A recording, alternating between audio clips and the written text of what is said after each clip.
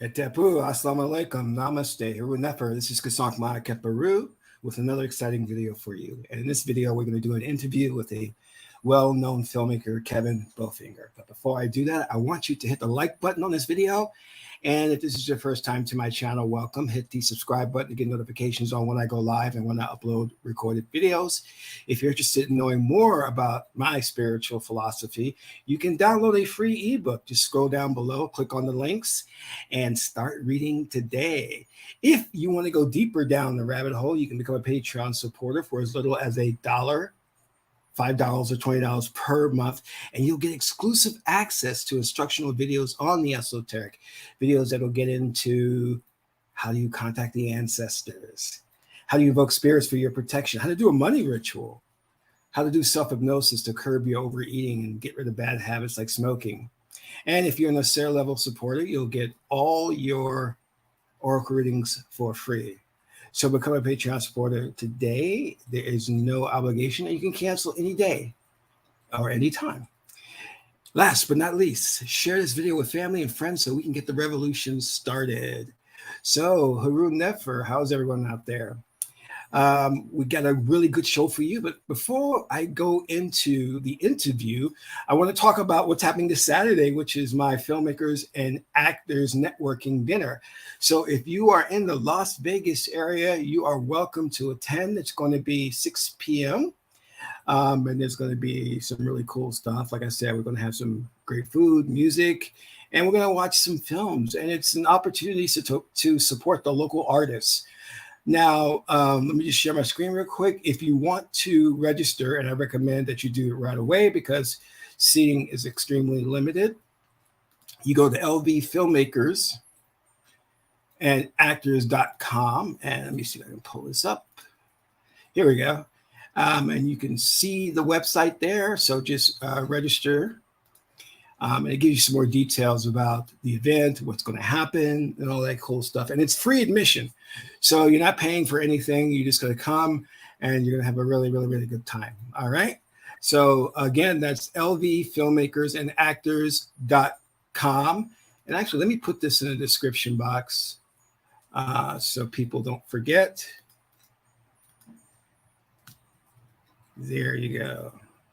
All right, cool. So let's get down. I want to introduce you to this guy. He's just a phenomenal filmmaker, you know, and he does it all from camera work. You know, he does acting, and you know, there's so many filmmakers out there, and I'm not too impressed with many of them.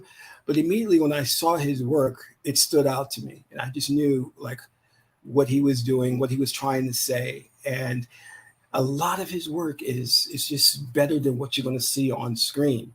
And I wanted to bring him here because, again, I want to support local artists, but I want to talk about his philosophy, his perspective on film and what he likes and what he doesn't like. So anyway, without any further ado, let me just welcome Kevin Bowfinger. How are you, bro? I'm good, man. I'm very good. All right. Glad that you can make it. Yeah, man. Yeah. Thank you for that intro. I was like looking at, who's he talking about? That is cool. You know what? I don't think I ever asked you this question. What inspired you to get into filmmaking? You know, it's something that I started doing at 16.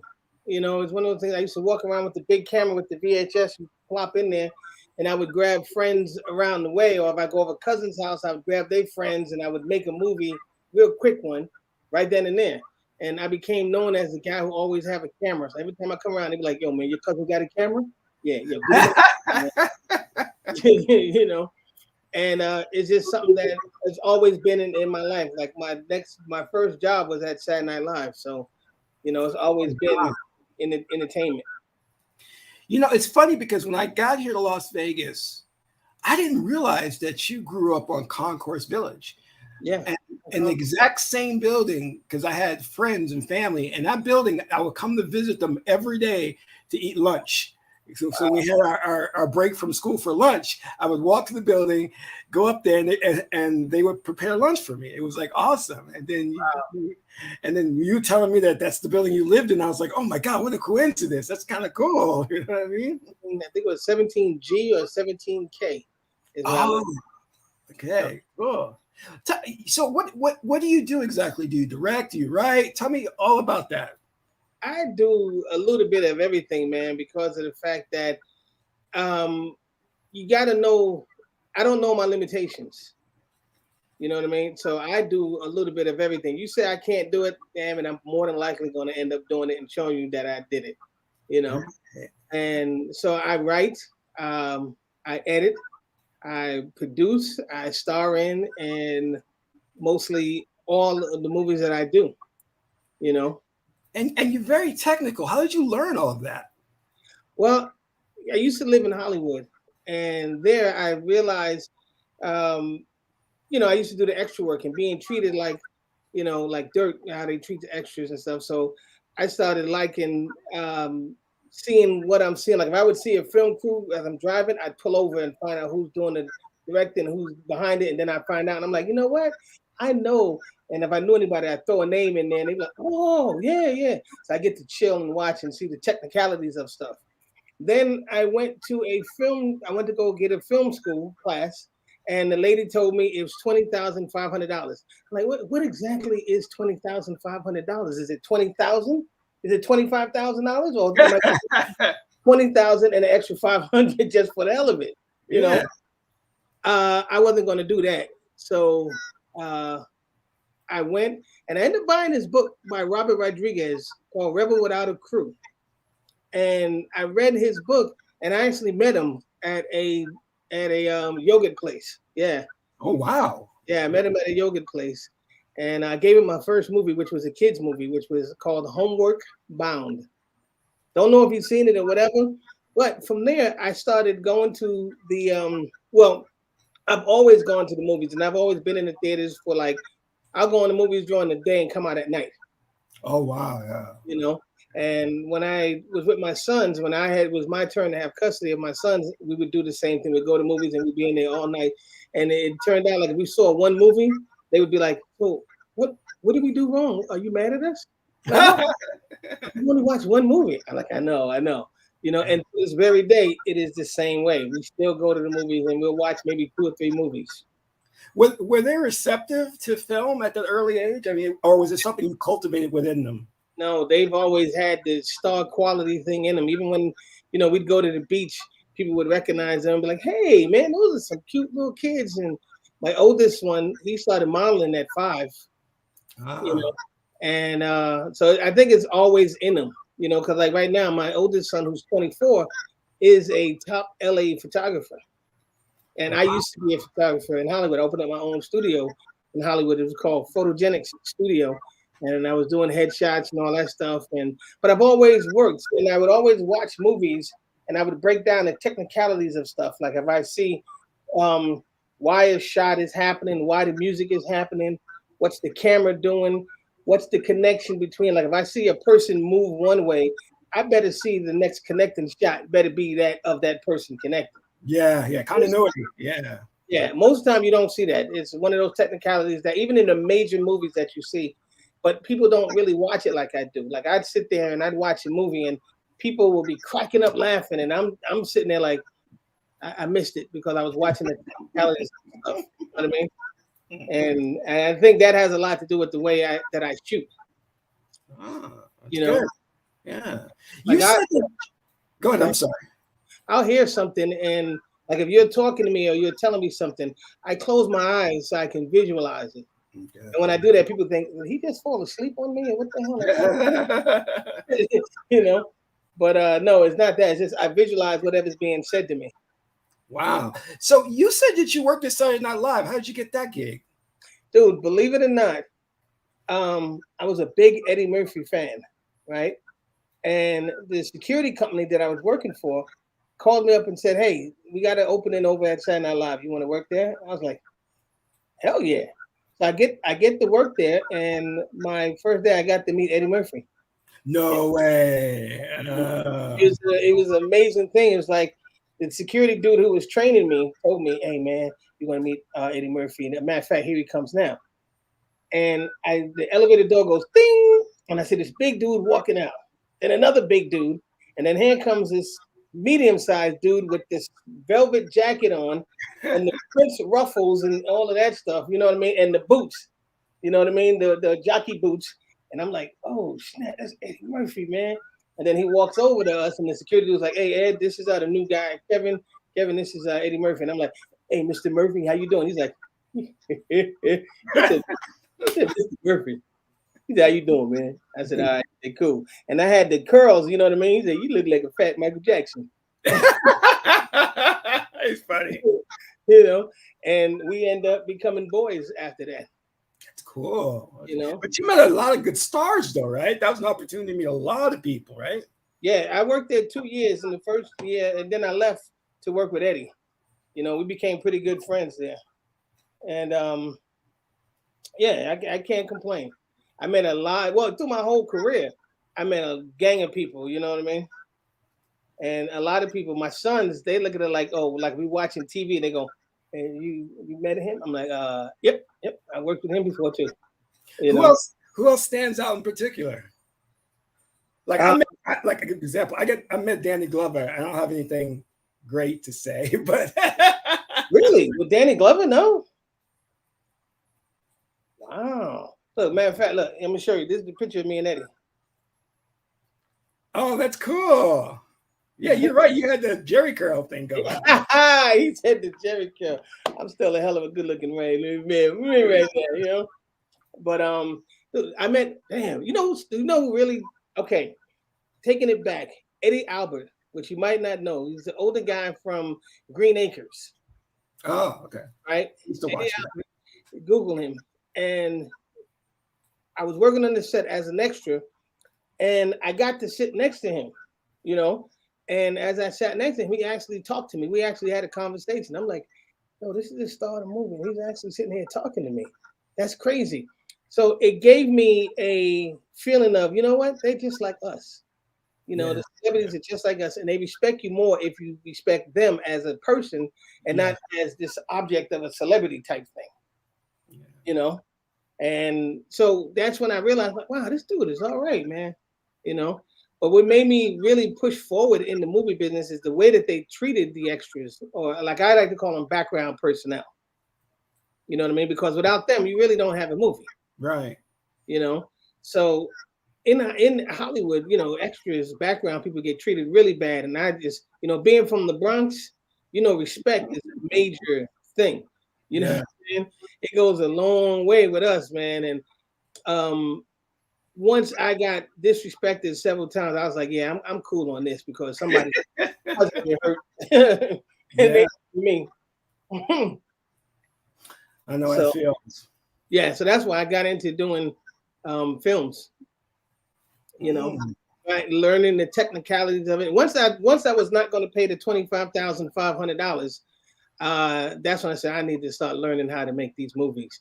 Because then I found out that most of the time you go to school, right, and you get this certificate in filmmaking, all right, you're not going to get no job really good at it.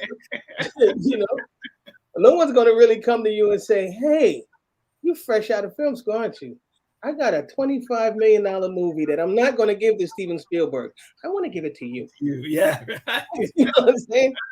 No, it's not going to happen. When you spend that $20,500 and you get out of film school, it's going to be like, "Hey, do me a favor. Hey, buddy, did you get some coffee there over here for us?" Yeah. You know what I mean? So you're sitting there with a $25,000 certificate that says you graduated from this film school and you're getting coffee.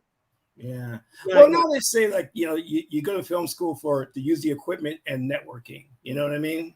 Mm-hmm. So that's what $5,000 worth of networking and equipment.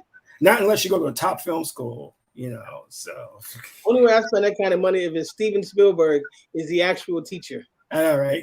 And I don't have a problem spending that money because I'm working right with him. But other than that, nah. Did you have any other interest besides photography and filmmaking, or was that always your passion? That's always been my passion, man. It's been one of those things that has followed me somehow, some way, you know, throughout my whole life. I mean, you know, okay, there's a movie called 23 with Jim Carrey. Oh yeah, another movie. Yeah. Okay. If you get the DVD, there is they behind the scenes. I've always get the DVDs with behind the scenes, and that's how I learned a lot by buying the DVDs that had the making of and the behind the scenes. And stuff. And I learned a lot from that. Yeah. On that movie 23, the DVD had a numerology, because the whole movie was based on numerology. Numerology, yeah. You know? So I looked at it and I followed the numerologist, and with the charts, my name, my first name, last name, middle name, birth date, time, and all that stuff that you was born. And it gives you the career path. And it tells you if you don't follow your career path, you're more than likely never going to really be happy with any job that you're doing, which is because you're not following the career path that you had.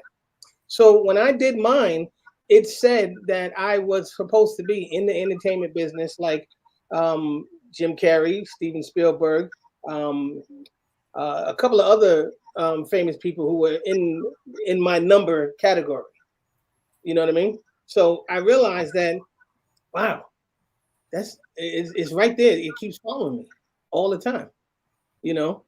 And even to this day, I still feel like if I talk with some of my boys, you know, and a lot of them have gone back to finding jobs. Yeah. You know what that reminds me of? If you remember, I'm Gonna Get You, Sucker, when the guy says he comes in there and he's with Clarence Williams III, who's now a radical dude, right? Down with him, you know. And he says to him, "We got to lead the revolution." Yes.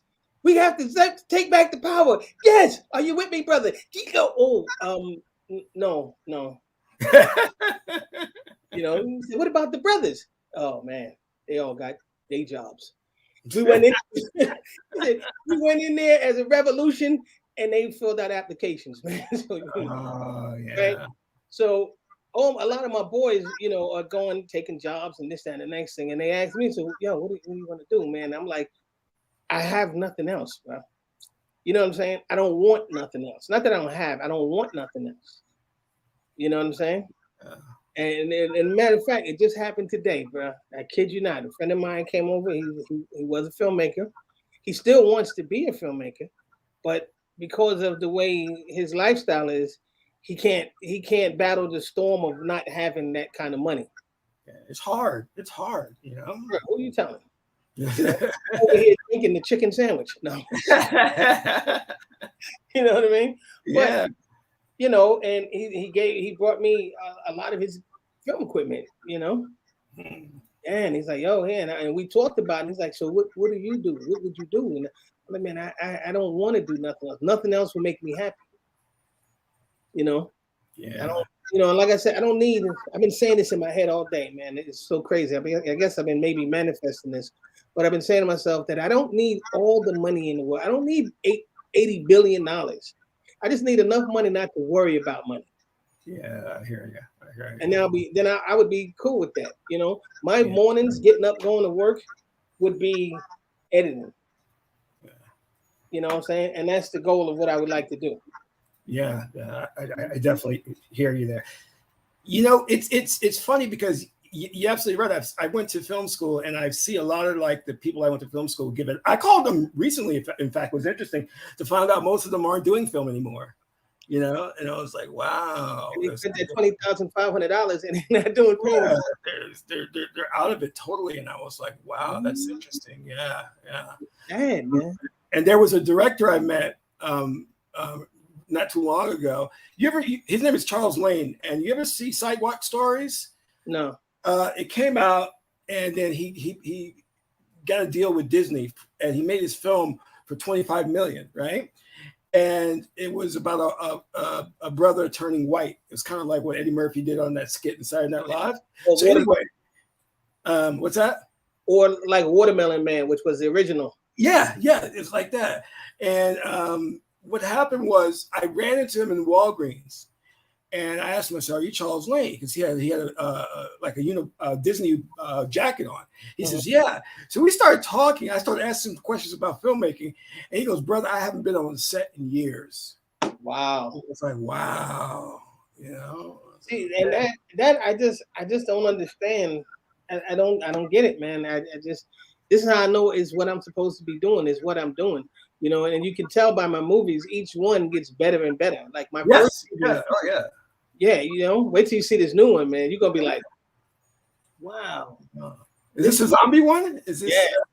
Tell me something. I want to ask you a question about that because I did watch your clips and everything, and it's interesting, like you directing the actors. Tell me about your approach to that because I found that very interesting. Well, there's different directors. Everybody has their director's style. I've heard of the director who's yelling and screaming at their actors and get off of my set and this and the next thing. Yeah. Or they stick to the script word for word, don't change a thing. Yeah. Me, I feel that the actors that I work with are basically, I want them to be comfortable and I want the role that they're playing to be comfortable. I want them to become the character. So in order for them to become the character, if they don't have enough time to develop the character, then they have to go with what they got.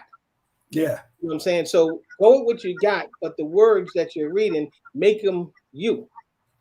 Be comfortable with it and just keep it, change it a little bit to where, like, if you can't say golly without it sounding funny, then say, shit. Gotcha. You know what I'm saying? As long as it's comfortable for you. And I feel like, and one of the things about me, bro, I work with a lot of newbies. I like working with newbies because of the fact that they give you, they want to give you whatever it is that you ask for. You know what I'm saying? Without any kind of, have you spoken to my agent? And, you know what I'm saying? I recently had a girl, I'm getting ready to do a short film, and I had a girl in LA send me her headshots, and I told her, yo, we're filming out here in Vegas, and it's a very small part. She was willing to drive out here on her own dime to do that part. Wow, that is some serious dedication. And she was so like, yo, thank you so much for the part. I really appreciate it. Da, da, da, da. And to me, that's paying her dues. Yeah. You know what I mean? When you go out there and you do what you got to do to get that part, So with my actors, you want to know my secret? Okay, I'm gonna tell you my secret. Come here. No. Okay, so my secret is basically, I had in one time. Do you have one time? I got the clip you sent me. You don't have the movie? No.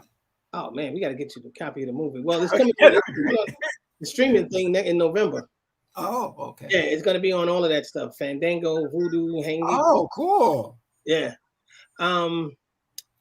There's a reporter, right? He's a friend of mine. And he's like, yeah, I can act. Yeah, I used to be a reporter. I used to do this and I used to do that. And I'm like, okay, then you'll be perfect. Man, we got out to the location. It was just he and I and the camera. And we was there for an hour for him to say almost less than a minute of words because he kept getting nervous and nervous. He's like, man, I'm so nervous. Like, why are you nervous, dude? It's just you and I. Yeah. Ain't a crowd of people here. It's just you and me. And he's like, yeah, man, okay, let me try it again. And we kept doing it over and over and over again. So what I did was I said, okay, I turned the camera on, but I didn't tell him. I turned the camera on and I said, okay, say it like, just relax and just say it. How would you want to say it? And he said, well, in the news today, bada, bada, bada, boom, bada, da, da, da. I said, that's great. Let's try it again this way. Like, say it like you're talking to an older person. And he said, well, one of the things about, and he did it another way, right? And I said, and cut, print, we got it, we're good. He's like, you tricked him. Yeah. You got it? I said, I got it. He said, but you didn't say action. Exactly, because action messes you up. Yeah. It's what I call the Cindy Brady thing. All right, now you might not know about Cindy Brady. It's from the Brady Bunch, right? I remember watching this as a kid. She was bragging and boasting about how good she is as a speller, and they was having a spelling bee. And she was bragging about how good she is as a speller, and she's this, that, and next thing, and walked around with her head up high. They came of the filming of the show for the spelling bee. They told her, okay, when that red light comes on, that's you. That's when you spell the word. Yeah. Okay. And she was sitting there, and she was like, and the red light came on, thing, and they said, and she was like, say something. And she wouldn't say anything. So ever since then, I realized certain words like action freak people out. Yeah. So with this guy, I did not say action I just kept the camera rolling, and I had him do it different ways. And when I found the one that I wanted, and we did it all the way through, I said, "Print, we good, we got it." He's And like, you edit too, right? So you're an editor. "Yeah, yeah." That's good. Wow. And the thing about editing is I edit, I shoot with editing in my mind of how I see. Oh, good. Yeah, that's kind of like what Robert Rodriguez does. Yeah. See, I didn't know that. Great thing. That's a great thing. I didn't know that. Yeah. Yeah. So I edit within my mind. You know, as I'm shooting it, I figured out, okay, how can I, okay, I'm gonna put this here. And people see me doing this as I'm talking to them, I'm like, they're like, the hell is he doing? But if you know me and if you worked with me before, you would know what I'm doing. You know, like the people that know me now, that I've worked with, they know. They're like, okay, yeah, I see what he's doing. How do you do it? Because you're doing so much. Like, how do you keep organized, keep control on the set? You know? That's a very good question because I never had any problems with anything. You know, Yeah. any problems that I came around to be people being late or me not seeing another person's vision and seeing if it works. Because I'm always open to working with my actors and getting their opinions on things. You know what I mean? Because they might see something that I don't. Yeah. Yeah. It's happened several times where, like for instance, the ending of One Time, right? I had it in the desert at the dry lake bed, right? But we were already shooting by the M Hotel, right? And one of my co-stars was like, "Look, man, it's getting late. I'm tired. I'm hungry. I'm done, bro. We don't film this tonight. I'm done." So I was like, "Wow." He said, "What do you think about this, man? We're right here. We got the location. The truck is right there. We can just shoot it right there. Why do we have to go over there? It's going to be dark. We're going to miss it. So just shoot it right here." And I looked at it and I pictured it and I said, give me a second. And I looked at it and I was like, "You're right. You know what? We're going to shoot the ending right here." And we ended up shooting the ending right there. And it actually was better than the one that I initially had at the location that I wanted to go to. Yeah. So that just told me, you know, if you're a director who's open to listen to something different, I mean, there's some directors who are not. Yeah. Yeah. You know what I mean? Especially from an actor, they are not willing to listen. Yeah. Those are the worst people to work with, you know? Yeah. How do you do your music? Woo, bro. That was okay. With One Time, I didn't know what I know now. You know what I mean? So I was grabbing music from YouTube and stuff without realizing what I was doing. You know, without realizing that this person here is gonna be like, "Hey, how you doing? Excuse me." Yeah. This here is a cease and dismiss order. Yeah, they'll hit you with that fast, man. Right. So so with One Time I had people who I used their music, but getting them to see, I'm not very technical, you know, as you can see, which is why we were late today, because I do all of this technical stuff, right? But one cat who's opening music was, you know, I met him at the Club Flamingo. He lives in Detroit. Told me he's a rapper. I said, "Send me some of your music, man. Let's see you put it in the movie." He was excited to send me his music and everything. He was the recording artist. He was not the producer. Big difference, you see? Because if you do the music for a song that I'm rapping on, you may own the rights to it. I don't own the rights to it. You follow? So I had to get in touch with the producer of the music, who was cool. He was like, "Yeah, man, use it, whatever you need to do." But I couldn't get him to. We had a problem with the release forms. You know what I mean? And it was like he wouldn't send it back to me for whatever the reason. And so the studio, the distributor was like, "Yo, we can't really. You'd have to take that music out because line he could sue you." Yeah. You know.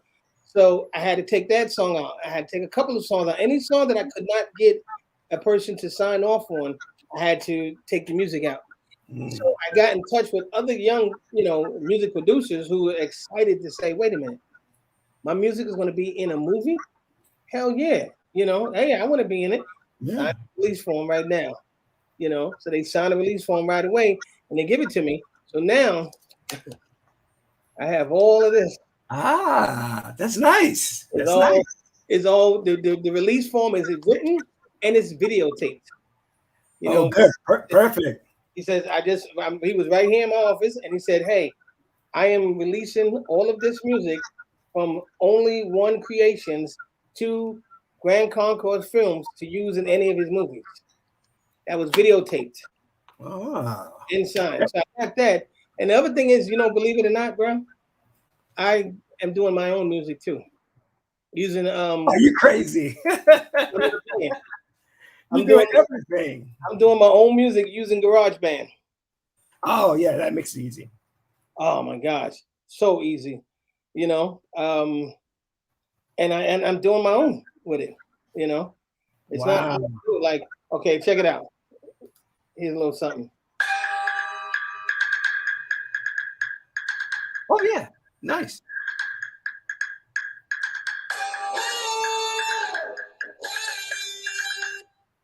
That's good. So, writer, producer, director, editor, music supervisor, and actor. Yo. I'm gonna tell you a funny story, right? Because I was shooting my first feature film with the Trauma Studios. I don't know if you know who they are, but they did the Toxic Avenger. So the president says, when you work with us, we always assign somebody to help you with the productions, And so the guy comes to me, he says, is there anything that you need? And I said, yeah, I need music. So next day he comes with this stack of like music that he had from different bands, and it was really good stuff too. And me and him became really good friends. He would anything I needed, I can go to him. He actually shot the commercial for my film, and his name was James Gunn, director of Guardians of the Galaxy. Yeah. And I remember at the time he was like, I'm going to LA. I wished him luck. And I didn't know he was going to blow up. It was like so funny. But I used his music. His music was phenomenal. I was like, wow, and he had he came to me with all the CDs and the contracts. Everything was signed off. So he says, just pick what you like. And I was like, oh, great. This, that. His music was so good that my composer created something for the end of the film. I just trashed that and took some of his music because I liked it so much. Right. Yeah, being able to trust other people is pretty important, and I've been learning to do that. You know what I mean? I haven't, I'm working with the DP who's an amazing DP. His name is Marcus Aurelius. Right? Oh wow, yes, that sounds cool. Right? And this dude is phenomenal. He's actually in New York right now doing stuff, and you can tell when he comes in and he puts his little, his little salt bay on your, in your movie, because it looks so much better, And I know working with him, I can trust him to capture what's up in here for me. You know what I mean? That's good. It's having a partnership. Now I'm working with different filmmakers, giving them opportunities to, work on this stuff. I got Thomas Ward working on some stuff. I got this guy named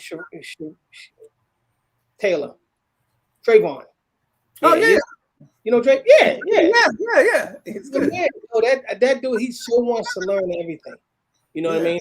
And I love that about him, is that he gives you no lip. He just wants to know exactly what you're doing. You know what I mean? Everything is so, and I'm giving these cats these opportunities to work in, and learn behind the screen, to learn how to do this, because that's the opportunity is given. I didn't have that opportunity. No one gave me that opportunity back in Hollywood and said, hey, man, do this. Nothing. People always say to me, hey, man, Eddie Murphy, man, how come he ain't never give you a chance and never give you a break? And because to me, the thing is, you got to earn it. Yeah. When you earn something is different. You know what I mean? So there's one day, and I don't know when, but one day it's going to come where he's going to be like, hey, man, I'm working with Bowfinger. Man, I did a movie called Bowfinger. Wait, Kevin? Oh. Did you get that name from you or what? First movie. Well, what the funny story is about that movie is my office in Hollywood was right around the corner from where the Bowfinger house was. I didn't know that. So I'm filming, taking my photos and all that stuff, and didn't realize that was the house. Until the movie came out. I'm like, wait a minute, that's right around the corner. I shot that many times. So yeah. I love that movie because it really gives you an insight as to how difficult it is to be a filmmaker. You know what I mean? And the things that you have to go through. I was like, yeah. wow, I appreciate that. That's a filmmaker's film. You know what I mean? Yeah, It's like it is. yeah. I don't know if you remember. If I told you how I got the name Bowfinger, because one, I make movies just like he does. You know what I mean? I get cameras that well, look at that. I just got the light. My battery just blew out. Oh, Yeah, but I get things to camera equipment and equipment that is not so ostentatious. I like things small and simple. that's good. So Yeah. I can film things without really getting noticed, because I remember when I was, driving around and I see a film crew, I'm pulling over. I like stuff small, simple, right? So the way I got the name Bowfinger, a friend of mine named Milan Rivera, who's an actor, right? And he's been in a lot of television shows and everything. He was coming to Vegas one day, and I was writing something, and I think I was writing one time, one of those, and he says to me, "Yeah, I'm coming out to Vegas for a little bit." I'm like, "How long you gonna be here?" He said, "I'm gonna be here for about a day or two." I said, "Cool. I got this scene for you, man, that I need you to do." He's like, "All right, you got the script?" I'm like, I'm working on it right now." And he's like, "Damn, Bowfinger." Oh, Yeah. So ever since then, he started calling me Bowfinger, and the name just stuck. And it stuck to the point where people on Facebook, right, don't know me as Kevin; they know me as Bowfinger. yep. I I was call, I was talking with somebody and I said, "Yeah, Kevin." They go, "Who's Kevin?" I said, "Oh, Bowfinger." "Oh, yeah." right. I called a friend of mine, and I'm like, "Hey, man, just out of the clear blue, I randomly do that. I'll go through my phone book and be like, I want to give somebody a call." Boom. And I just give him a call, right? And I'm like, so his name is Reggie, right? So I call Reggie, and he's like, "Hello." I'm like, "Hey, Reggie, man, this is Kevin. I was just checking to make sure your number is still the same." He's like, "Kevin." I said, "Kevin Stagger." He said, "Kevin Stagger. Bowfinger." "Oh, hey, man." I was like, So the name just stuck because that's how I do. That's how I film like him. I create it. I don't let nothing stop me. You know, I have a dear friend of mine who's a film producer in Hollywood named Brian LaRota. And I was filming for my movie, the Female Assassin movie, right? And I went out to Beverly Hills, Rodeo Drive, right there in that shopping center, and I filmed the whole scene right there. And he said, "Kev, how? How did right?" And what I did was I had the camera on the tripod. I walked in, I set it up, I looked, I told the actors, "Okay, you're gonna walk past the camera here into the store, right? And we're gonna do that right now. Go." So she walked, and I followed her. I took the camera and I trailed it like this, and then I said, "Here go my turn," and I just set the camera up and I walked into the shot, and boom, I got it. And from there, he's like, "Kev, I need you to shoot this music video for me." You know, yeah. Okay. And he's like, "Dude, you are one of the only filmmakers I know that nothing will stop you. You will shoot wherever." You know. Let me ask you this question, because when I went to film school, I was the only black in my class, right? And a lot of the white boys went on to do like work. Well, I had trouble getting work. Did you find that racism is a problem for you in the industry, or has it affected you? Or It hasn't affected me because maybe I haven't reached that level yet where I would notice it, But I feel that if you go out there, and you have to have the mindset of, "I'm going to do this," you know what I'm saying, and not take shit from anybody. You know what I mean, and be like, "Look, you know what? You talking crazy? I'm out." Because you know your worth. The important thing is to know your worth. A lot of people who I feel get caught up in the industry and stuff like that with the racism and all that, and they deal with the racism is because they don't know their worth. That's what I feel. You know what I'm saying? Because when a person comes in, if I come in there and they're like, "Okay, so what we want to do is if we can't do it this way, then we're not going to do it." Well, you know what? That's not cool with me. So we're not going to do it. But that's not going to stop me from doing it. You know what I'm saying? Like with one time, I had a guy who was a filmmaker audition, and when he asked me, he said, "So who's your cameraman?" I said, "Me." He said, "Who's your editor?" "Me." "Who's your light guy?" "Me." He's like, "Wait a minute." And you're the actor? I said, yeah. He said, there's no way, man. He said, there's no way you can do a movie with one camera and no film crew.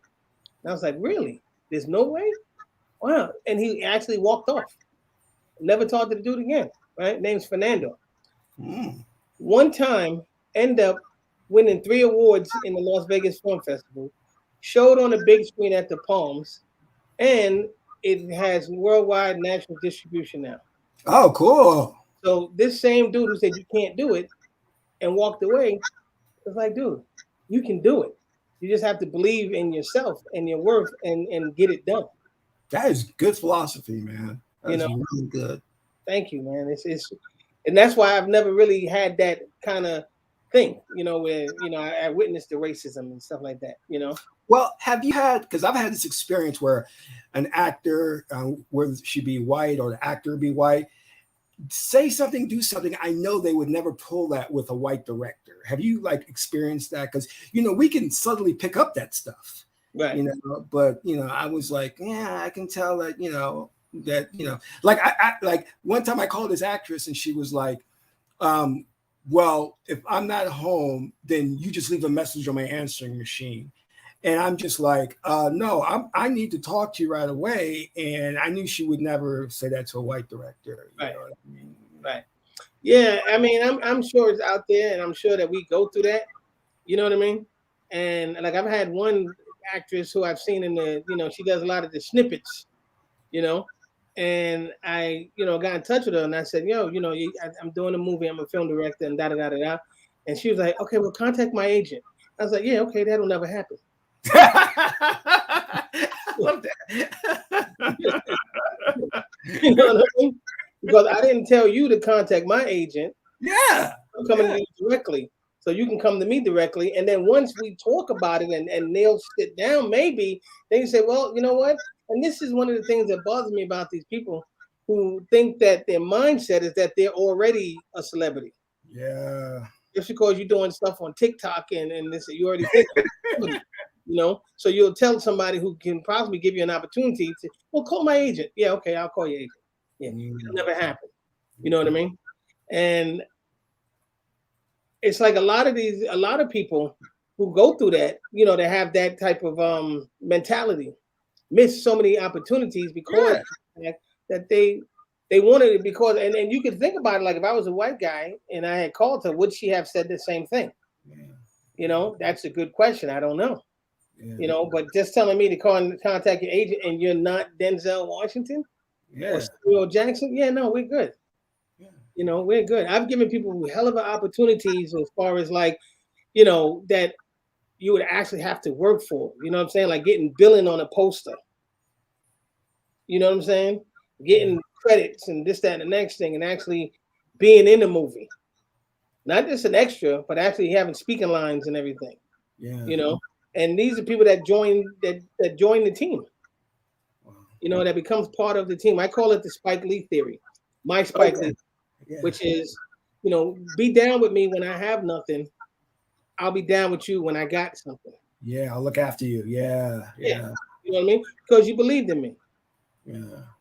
And like for me, I still do certain things for free for certain people. Because of the fact of it's not always about the money.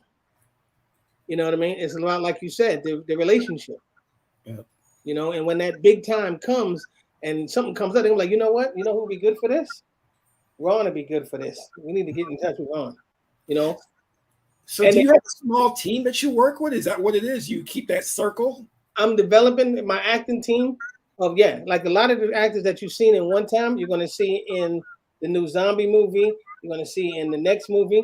And what I do is each one of them are very talented as far as like writing goes. So we have pitch meetings where it's just 4 of us and we'll sit there and we'll pitch an idea. And whoever comes with the best one, we're like, you know what? Let's write it down. Let's get it done. And let's put it on the movie list.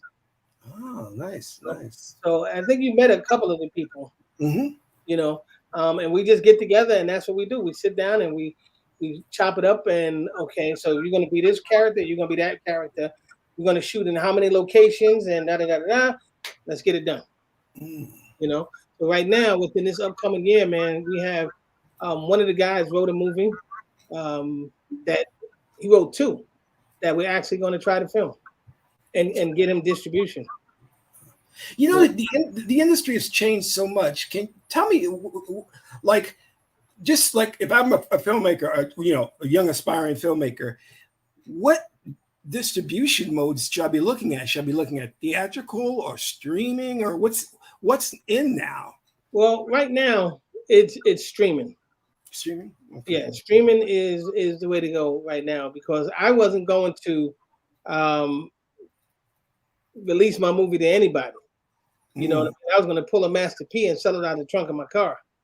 You know, but it got picked up for distribution, and now it's coming on. Like I said, it's coming on all of these different streaming formats. So I get points for every time somebody watches the movie and everything. You know, so I think where the young minds have to go, the filmmakers, they have to start thinking differently. You know what I mean?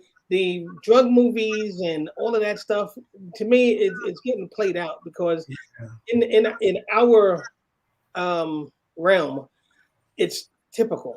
I see it all the time when I go on Amazon Prime. It's like Shaniqua is trying to get out the hood, but her brother Keywan left the drug game, and you know, and it's like every damn movie. You know what I mean?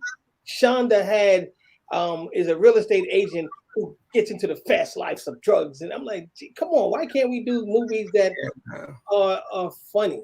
Why can't we do the Pretty Women? Why can't we do this? And they say, no, you know, anything with black people in it is not going to sell overseas and all that. That's a lie.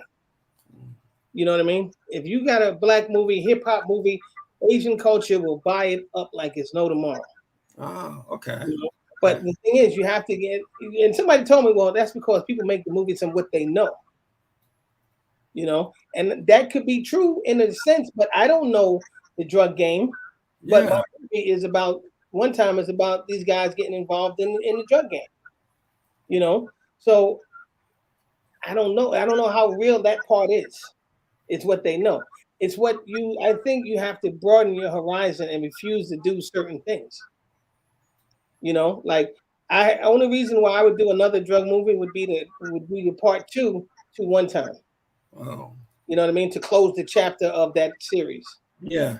But other than that, I wouldn't do another movie. And if somebody came and pitched it to me, because I am always open to listening to people's ideas in their movies, as long as there's an NDA signed to buy it and everything, I'm cool to listening to it. But if it's a drug movie about, you know, Tyrone and I'm cool. I'll pass on that, because you got no creativity. You're watching a movie that's on Amazon, and then you're looking at that and saying, I could do a movie like that. I just got to change the characters a little bit. And, you know what I'm saying?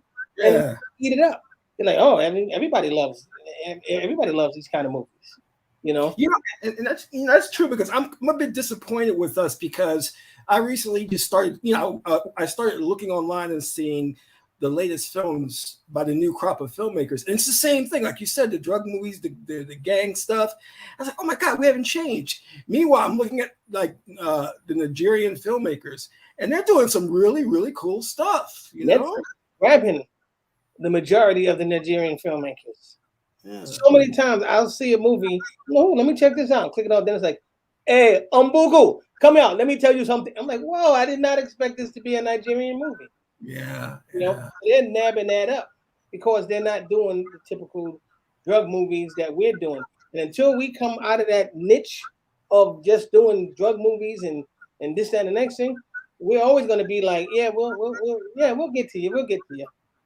You know what I mean? We're always going to be brushed to the side because you have what they call typical film, black film.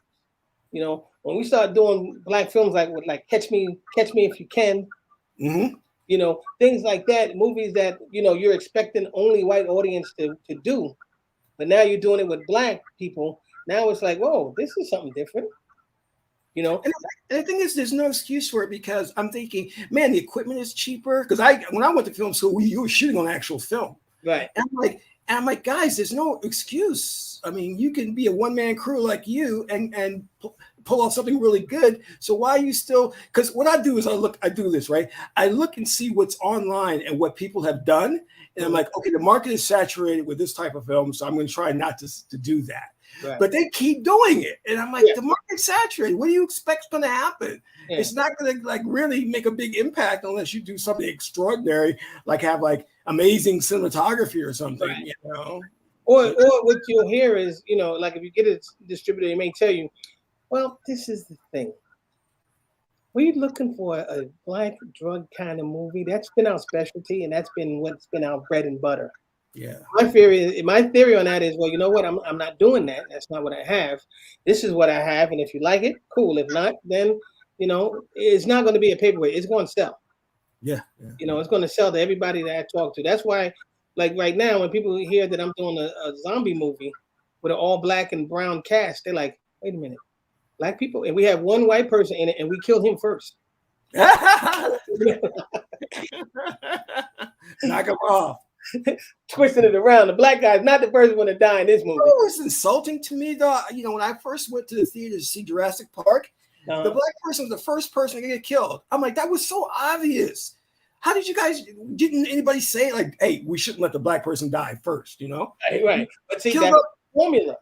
The black person always dies first. It's a formula that they think, and until we start breaking that formula, it's going to always be there.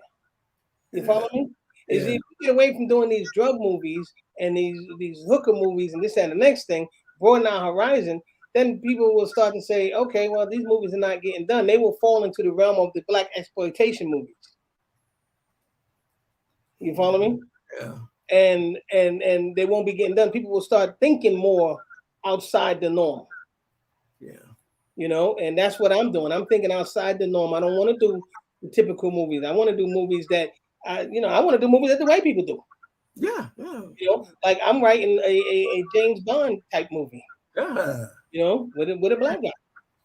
You know, and you know, it's the same thing in mainstream film because all we're doing now is seeing like music biopics and you know, and stories about athletes, but we're not really doing anything different. You know what I mean? It's the same old stuff. You know, and it's like you know, it's like it's just like repetitive. I'm like, you know, but they only seem to allow people like Will Smith, the top ones, to do something kind of radically different in a way.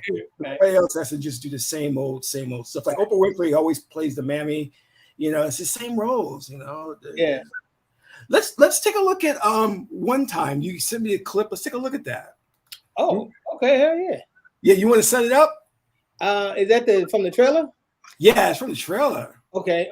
Well, basically, the movie is about these two guys who come into the wrong hotel room and they find a room full of drugs and money and they take it.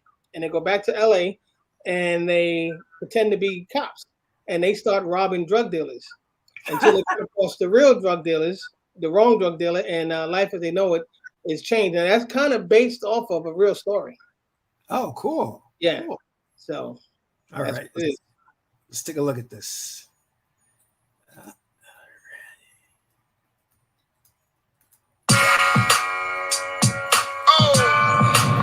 Open the door.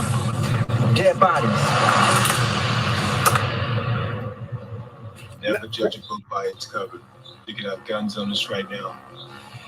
It's due to the police raids on your warehouse. How much of that money do you think the police and the DA is actually turning in? The cops and the DAs are robbing drug dealers. We about to become cops. Don't be it, man. Get your license, bro. Hold up.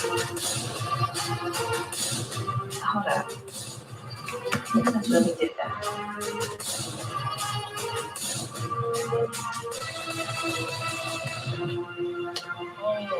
I'm over here visiting the $60,000 man. Dude, we're not real cops, though. We are now.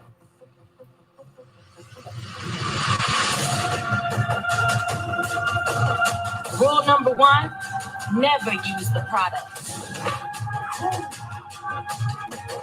So now you have it. You lost it, but now you have it. Say, what if these dudes ain't cops at all? That's awesome, man. Great photography, man. Thank you, man. Thank you. I noticed that right away. That's the thing that just like really hit you. I'm like, wow, this is good because low budget films sometimes you can see that they have bad lighting and stuff. Yeah, You know what I mean, so that's really good. I learned from like when you see the new zombie movie, the lighting in this movie is totally different, and I learned a lot from working with Marcus. You know, as far as the importance of light, audio, all that stuff is so important. And a lot of independent films, they don't look at that. They just put it out there and put it out there. You know, and that's when you know, okay, I'm watching an independent movie by this guy. You know what I mean? And, compared to when the person takes the time to worry about the light, worry about the audio, make sure everything is great. Like in that one, the audio was not as great as it is in this new movie. But that's again with the progression of each movie, you're supposed to get better and better.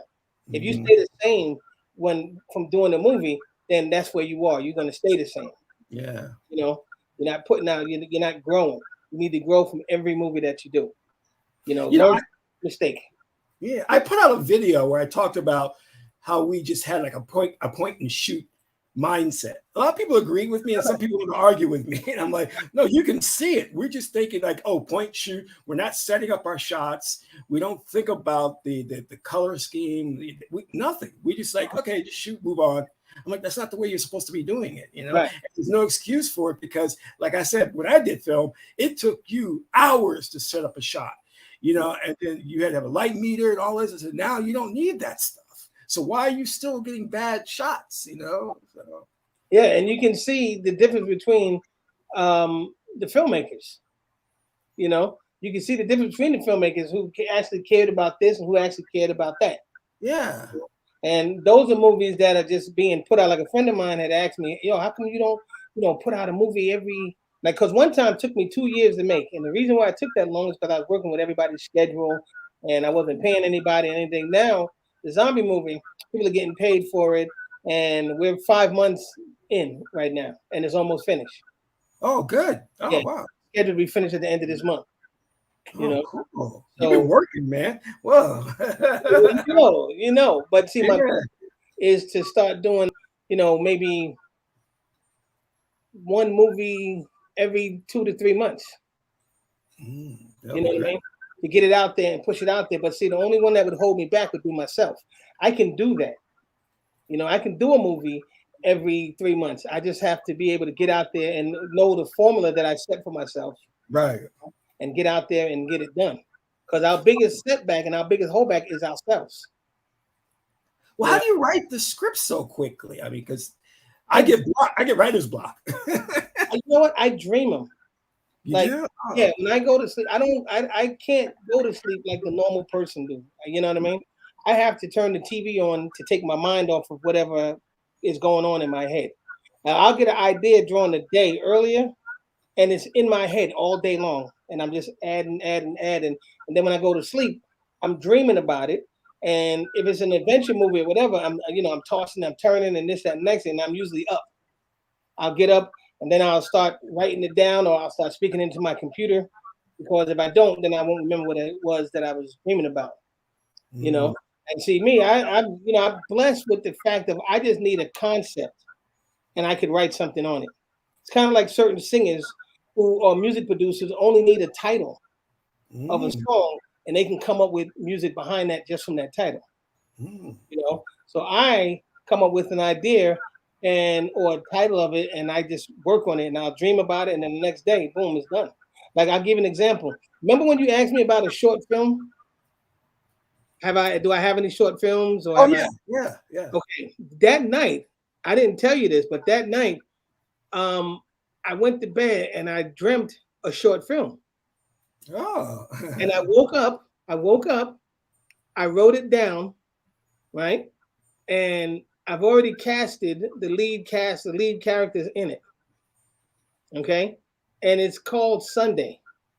Oh yeah, you're talking about that. Yes, yeah. The earth touches the sun. Yeah. And just like that, I wrote that in one day. Oh, cool. You know, and I just got a text from one of the lead actresses.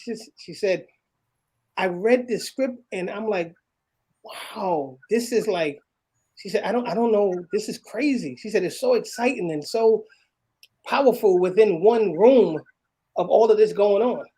You know, and I'm like, really? She said, it's amazing that, you know, you wrote this like this, you know. I'm like, well, thank you. Because you're passionate. Oh, yeah. You know, but it's like I said, man, it's like what I want to do. There's nothing more that I want to do. I want to wake up and be able to edit, you know, later on, do my filming and edit. And see, one thing about me is if what we filmed during the day great, I'll edit that night. If it's not good, I don't feel the energy, the vibe to edit. You know what I mean? That's how I know something's just not right, you know? And we did that with the, remember the zombie movie? And you had told me, was it a voodoo movie or something? Because the guy had the white face on. Oh, yeah, yeah. Mm-hmm. I didn't, that night, I didn't edit when I came home. I didn't edit that for a couple of days later. And that's how I know I'm not happy with what I filmed. So we went back and we reshot it. And I ended up editing that very night. Oh, good, yeah. You know what I mean? Because everybody, a lot of people said, dude, what is it? What is it? A voodoo movie or what is that? Even my son was like, Dad, what's with the white face? Yeah. Remember, he turned white. He's like, no, it's not working. You know, so I was like, all right, let me go. Too many people are saying that it's a voodoo movie or whatever, you know. So yeah.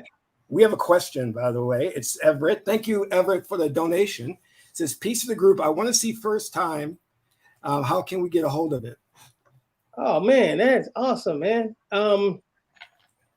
Well, in November, it should be streaming on Fandango, Vudu,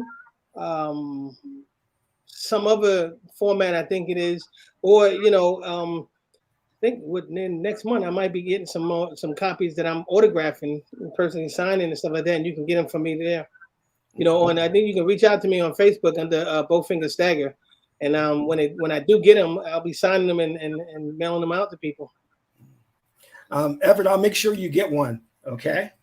And we'll make sure you get that. Thank you, man. I'm glad you want to see it. Yeah, it looks good, man. I mean, you can, like I said, I look at a lot of independent films, and sometimes I get frustrated when I'm watching. I'm like, oh my God, it's like, shoot. I can't tolerate the bad movies. I'll tell you, one guy had said, how come you're not putting out movies like, you know, all the time? And see, there's a difference between a person who puts out a movie all the time, because you're either putting it out for quantity or quality. Yes. You know, I have to put out quality. So when you see my stuff, you be like, yo, so when you see Bowfinger films, you know, oh man, this is going to be good. What do you think about Tyler Perry? Because someone said recently, like, his films aren't doing, you know, they're not as quality as they used to be. I think Tyler is at the point where he should just say, you know what? Like, this is what Diddy said. Diddy said, I worked hard so I can hire people to do what I don't want to do anymore. That's why I am who I am, and I pay people to do what I want them to do. I think Tyler is at the point, if I was at his point, you know, career-wise, financially, and everything, I'm hiring youth, I'm hiring old people, I'm hiring whoever wants a job and whoever got a story and whoever can get it done. Yeah. You know what I mean? And I'm just going to sit back and take the money from it. You know, I'm going to spread the wealth, but I'm going to do my cut without having to go through all of that work. Right now, he should be living his life, even though I'm sure he is. You know what I mean? But he should be living his life where all that hard work has now, here it is. Yeah. You know what I'm saying? But he's still doing Medea, though. He's still doing Medea. I'm like, dude, you should be running your $1 billion company. You know? Exactly. When I reach that point, believe me, you are not going to see me doing editing, writing, producing, directing, none of that stuff. You're going to see me just producing. Okay, yeah. You know what I mean? And giving people, you know, opportunities. Yeah.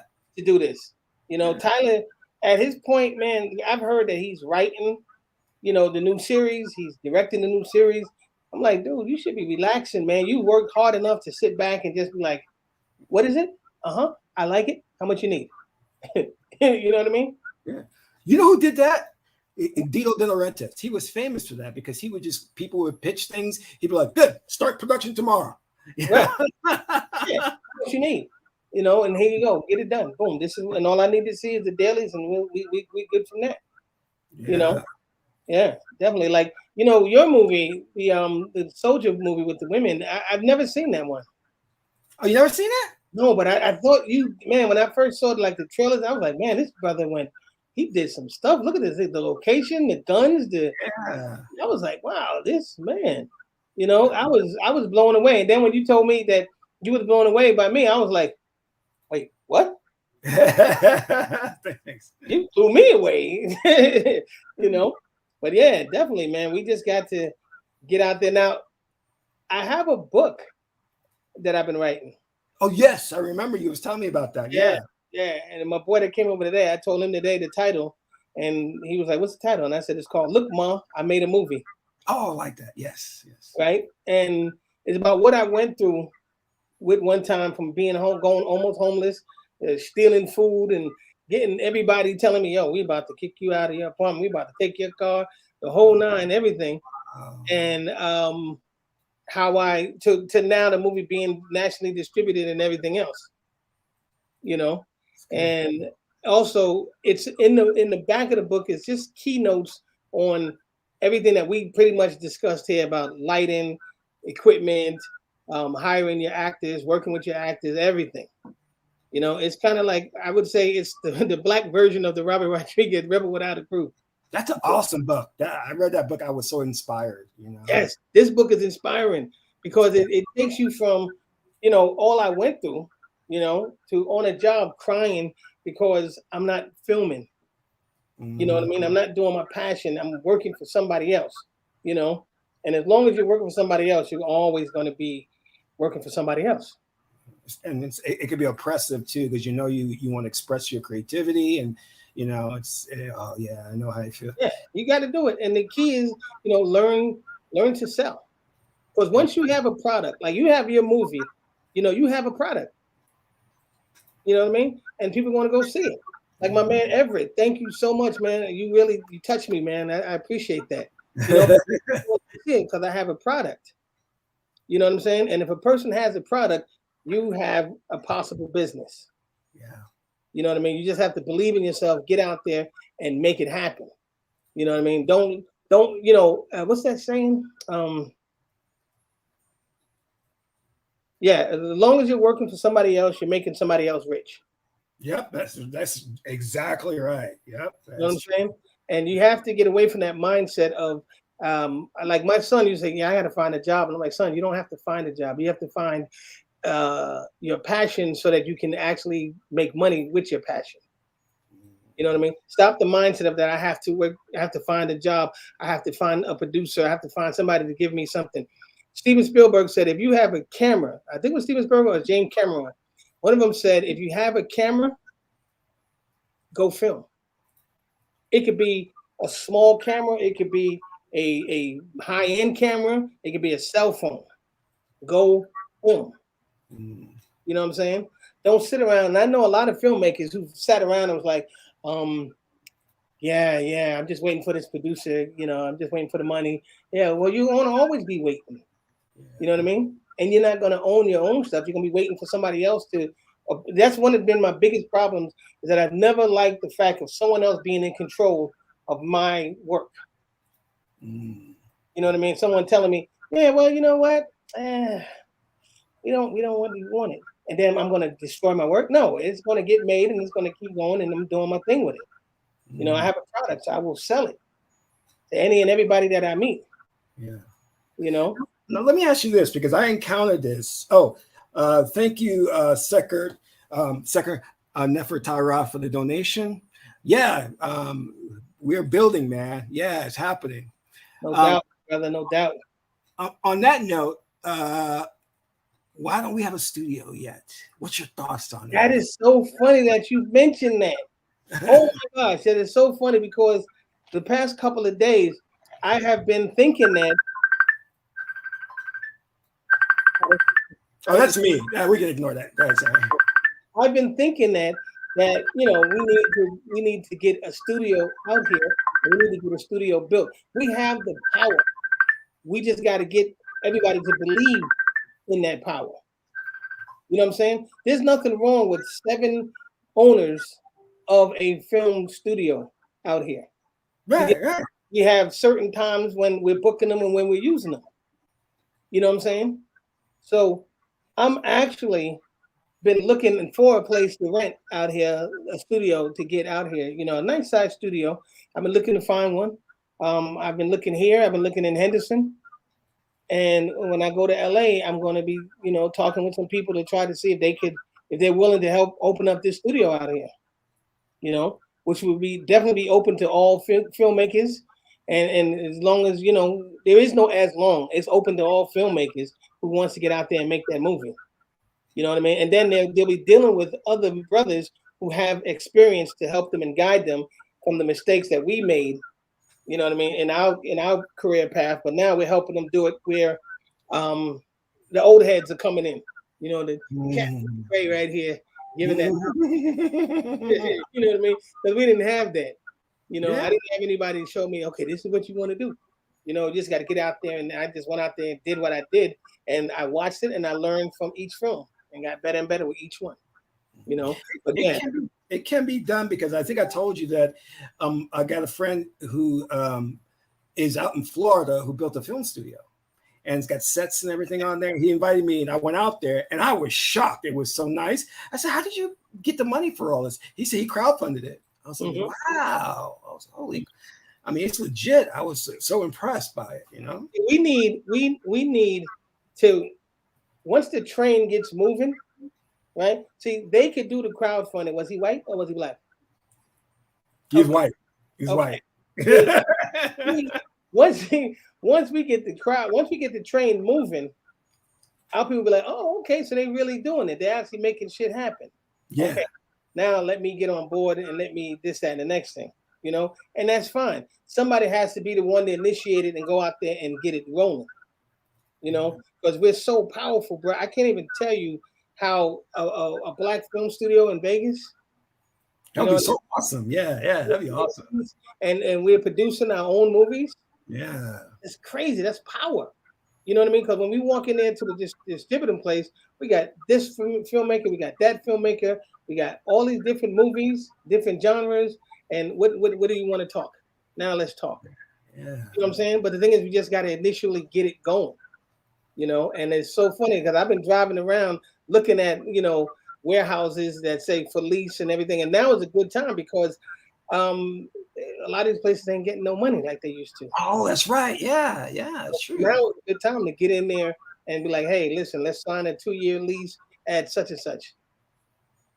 You know, and it's not, you know, the thing is, it's not impossible because of the fact that most of these filmmakers need a place, a foundation. You can't build anything without a foundation. Yeah. You know what I'm saying? So a lot of these filmmakers, if they had the opportunity to build somewhere to go and, you know, work on their stuff, you know, they can do it. It don't have to be a huge place. It's just a place where there's a computer and they can come there and learn. Exactly.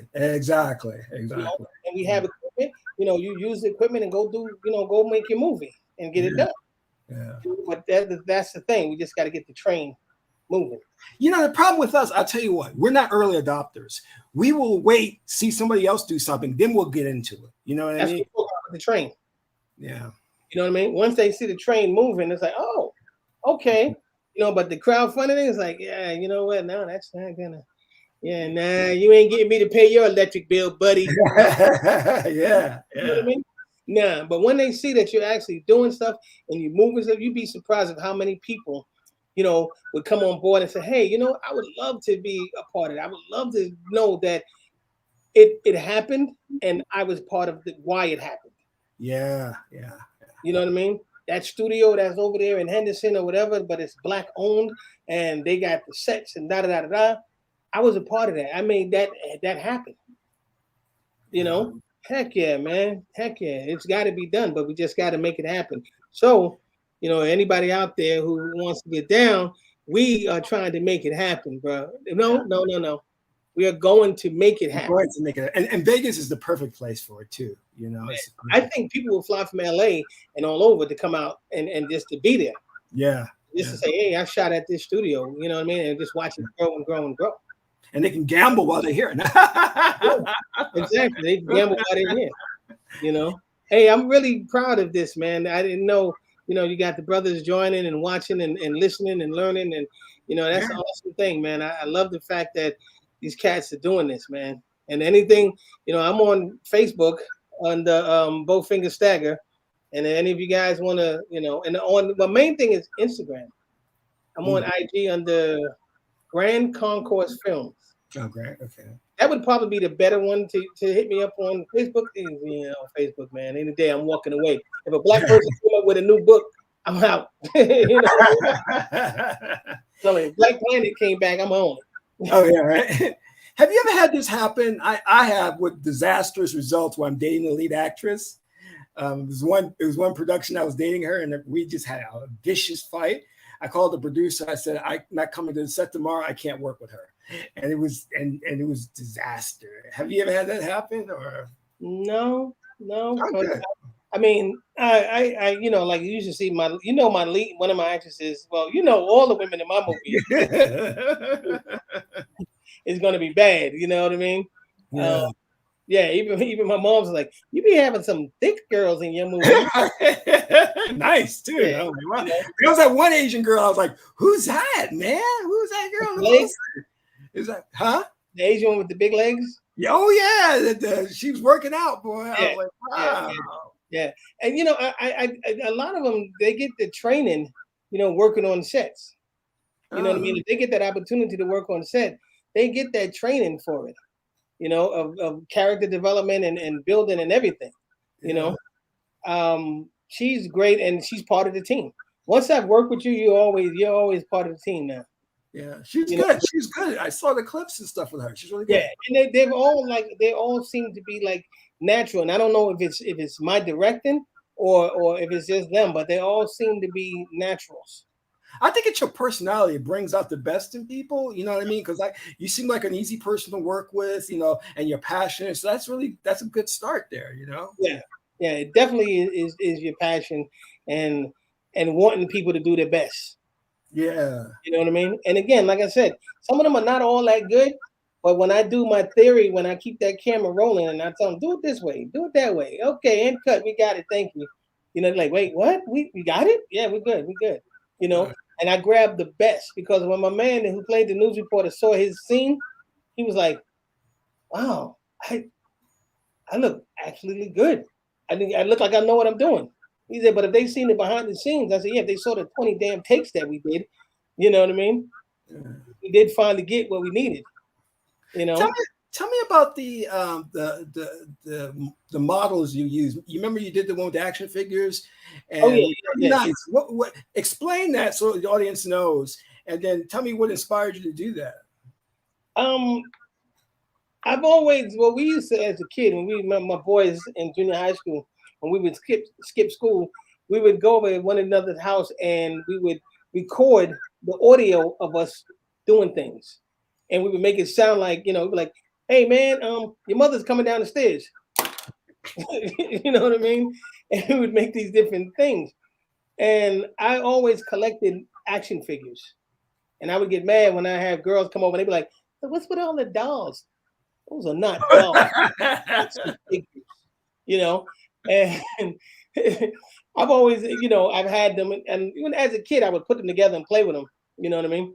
And one day I just thought that, you know what? During this pandemic, that would be great to do, So I started playing with them in the living room, and then it branched off into the kitchen. And then I said, you know what? I need to take this out into the street, and that video has gotten a whole lot of hits. I've had people tell me, I've heard several different responses. I heard some people say, yo, this is the worst waste of time that I've ever had, and then I've had people tell me, oh my gosh, this is the best. If you can are you doing any more? And I'm like, no. They're like, oh my God, you need to do more, And I was like, really? And I was like, maybe I should do some more. I got a heck of a bunch of, action figures, and I got the new cameras. I got the Mac lenses and everything.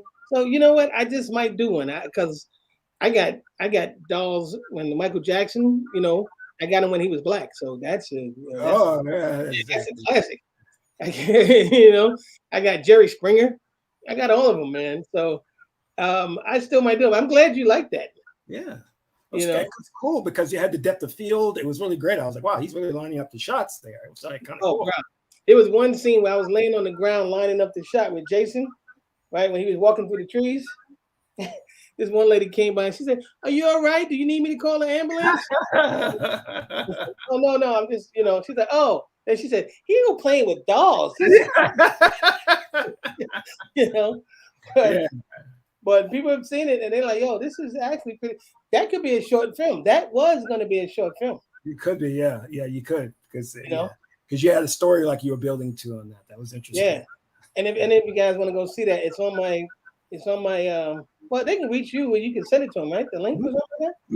Yeah, because it's on my what's the page? YouTube page, which is The Film Guy 1. The Film Guy 1? Okay. Film Guy 1 is my YouTube page, and you can scroll down and you'll see it's called Jason Takes Vegas, and he's coming to Vegas to kill, but there's no one here in Vegas for him to kill. You remember when he fought the brother and it was like, psh, psh.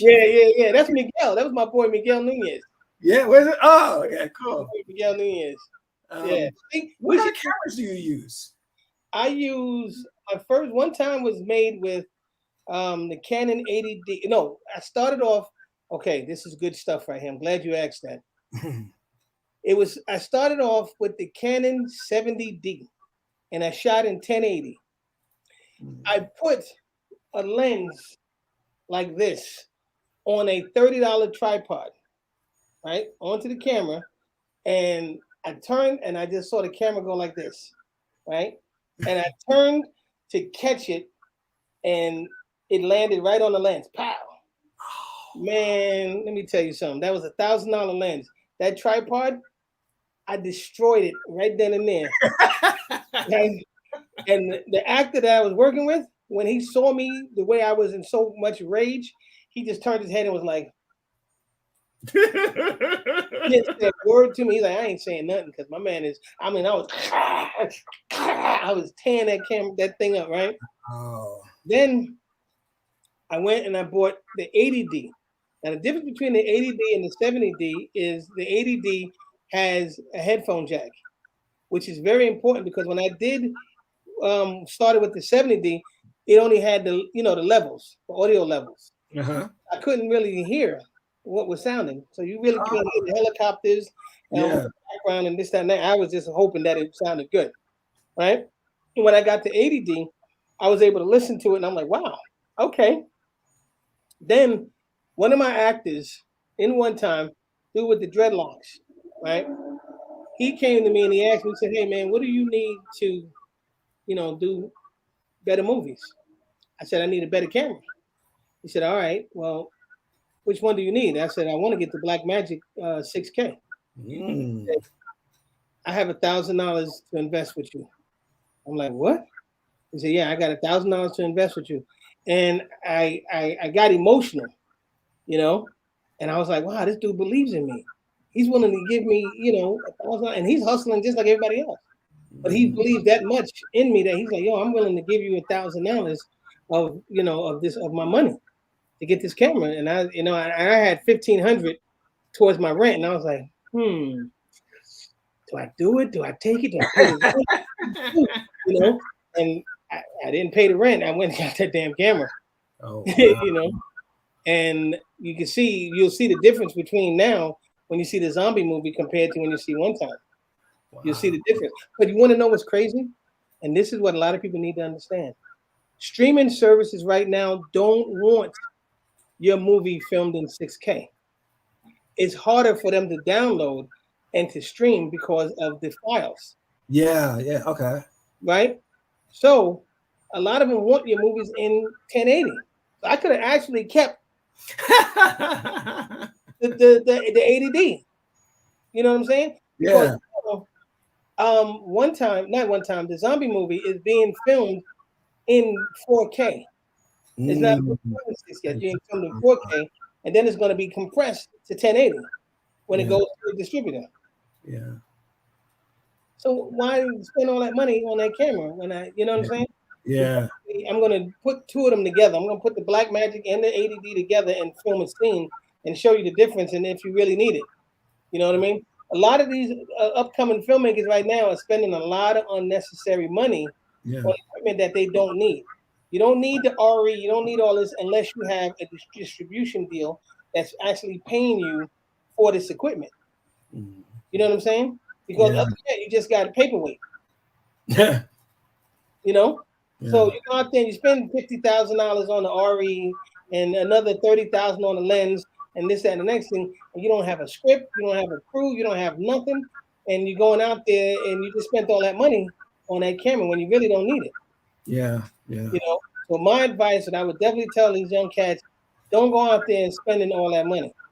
You know, a friend of mine has his movie that he shot with the old Black Magic, the first Black Magic, is a square one. You know, and Remember that? Yeah.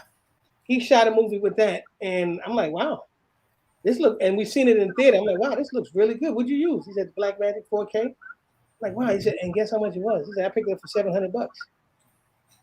Yeah, Oh, $700. wow. So you really don't. And it is, again, it goes back to that. Just get it done. I don't. And right now they got the new iPhone coming out with Cinema something. Yeah. Yeah. $1,300 camera. Yeah. You know what I mean?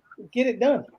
Don't spend all that money on that, because if you don't have a deal, right, and you're not selling it out there in the streets or the trunk of your car, you got a paperweight. Yeah. You know what I mean? Or you got an idea that is not going to do anything, because don't forget, these one cameras need way more accessories. Oh, yeah. Yeah. Those accessories are what's going to add up to your cost of doing it, and you don't have the distribution deal. You don't have the clientele to keep you into the money. Yeah. Yeah. You know? Yeah. So you go out there and you spend this money, and then you got all this stuff sitting right here because no one's hiring you. Because guess what? You don't have enough stuff on your resume for them to say, well, you know, let me see. What do you have? Yeah. You know? And too many of us, what we do is we put out, you know, you have one time to make a great opportunity. You know what I mean? To make a first impression. You know, a lot of us go out there and we put out trash and think, oh, yeah, I'm going to hire you. No, you're not going to get hired. Yeah. Yeah. You know, you got to put your best foot forward. Yeah. I totally agree with that. That's my philosophy. Yeah. Yeah. Because I believe like in quality. I'm like, look, do it right. You know, just take your time. Just don't be sloppy and just get it done. You know, and that's what I saw. A lot of filmmakers had a hustle mentality. I'm like, this isn't art.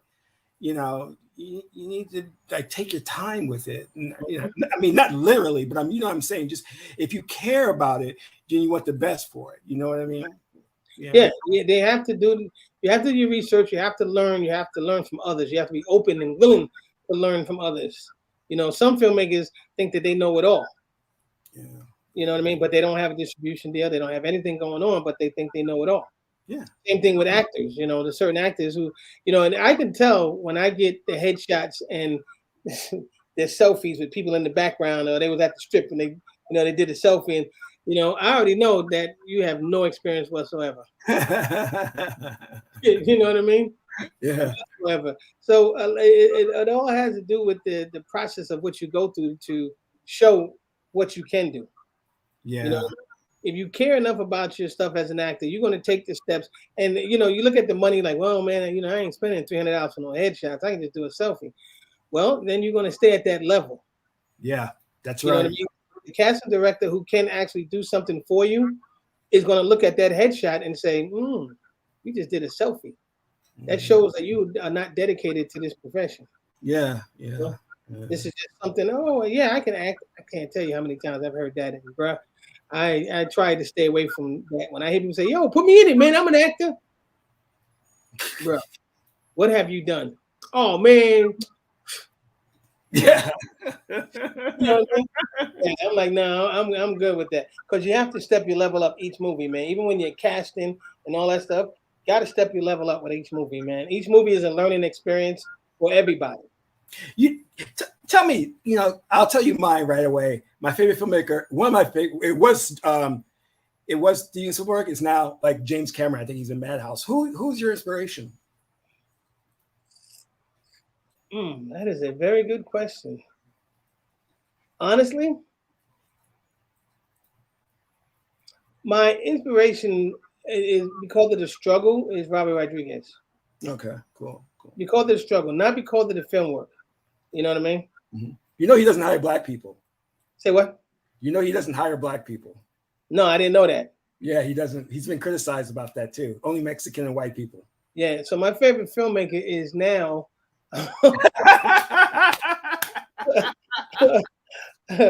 is now. Yeah, well, you know what? I didn't know that, and I'm sorry to hear. No, it's not that he's racist. I think he's just more concerned about like hiring Mexicans. But it's like I don't know why he's not hiring black people. So no. But then, well, Samuel Jackson is his favorite black person. Yeah, has he been in a Rodriguez film? No, that's Quentin Tarantino. Yeah, Quentin loves black people. Oh yeah, he loved black women too. Yeah, Pam Grier. He liked toes. Like who? Oh God, yeah. Did you notice in that last movie he did? Yeah, the Hollywood thing. Yeah. Yo, it was feet all over the place. I'm like, yo, this is like feet. Like when Margot Robbie was in the theater and she had her dirty ass feet up there like this. And I'm like, yo, how long are you going to keep the camera on her dirty feet? This shit is like cute. Yeah, he did that with what's the one with the sword movie? Damn, I forgot. Kill Bill. And the lead actress, he saw her feet while she was buried, and he's like got this close of her feet. I'm like, what's up with the feet thing? It's like he has the foot fetish big time. Yeah, because he loved the feet. They put the walk-in scene with the feet. I'm like, dude, what's with the feet? I do not like feet at all. I'm not into feet at all. Oh man, I'll tell you, I got a bad foot fetish. Do you really? Yeah, women's feet. You don't see it in your movies, though.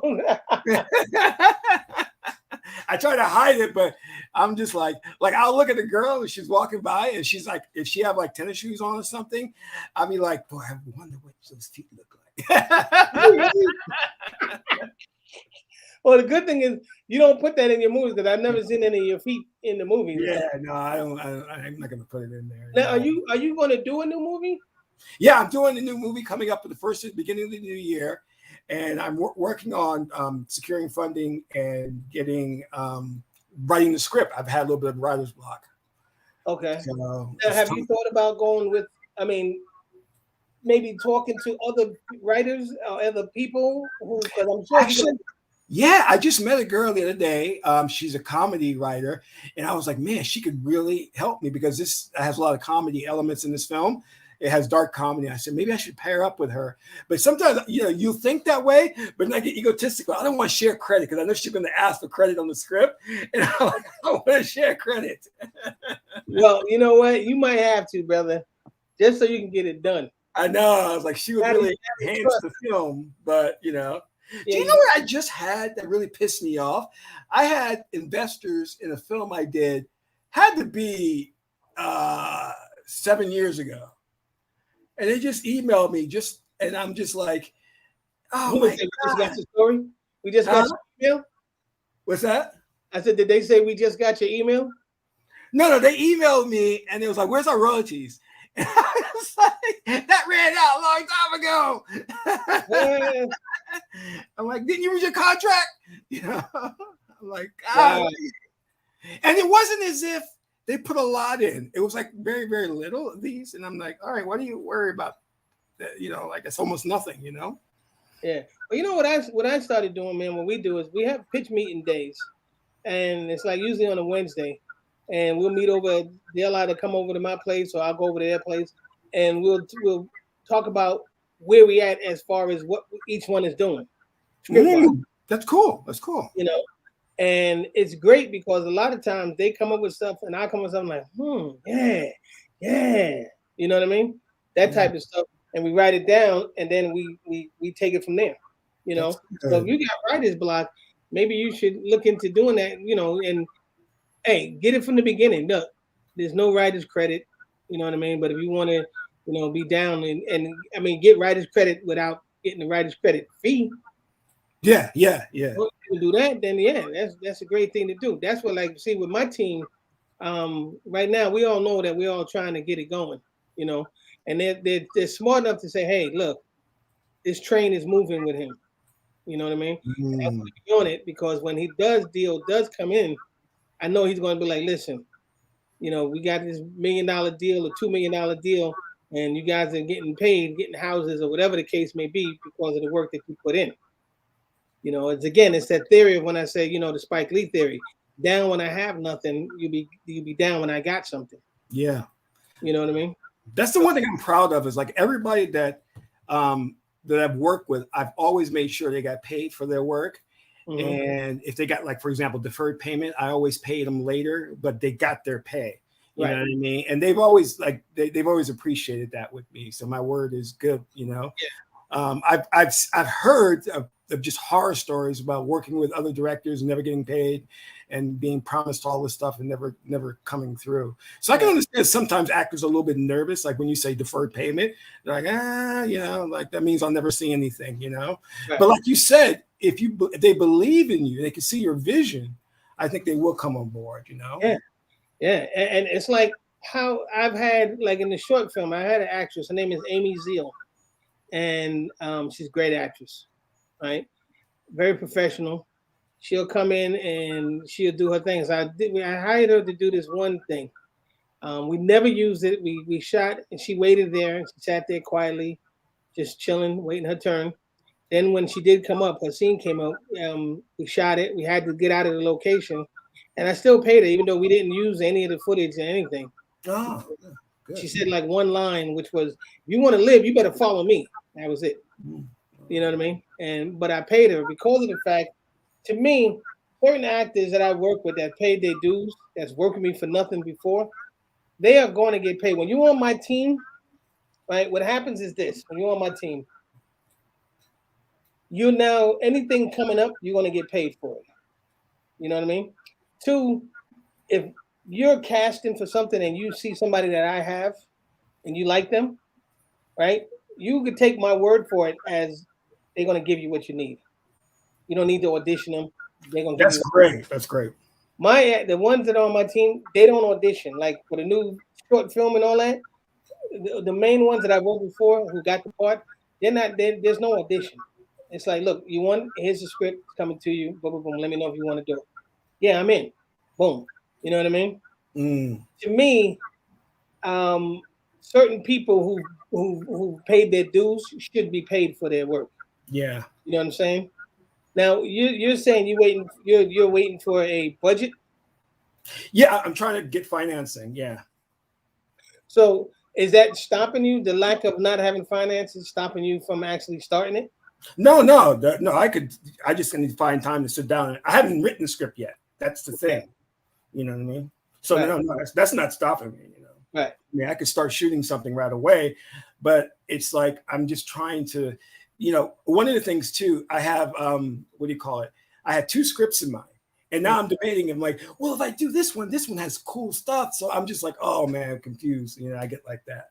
What I would say to do is to pick one that can be done the fastest and the simplest. Yes. I was thinking about that. You're right. Yes. One that can be done the fastest and the simplest, and get that one done. Yeah. You know what I mean? And what kind of camera are you going to use? Oh, I haven't made that decision yet. So I haven't gotten that far.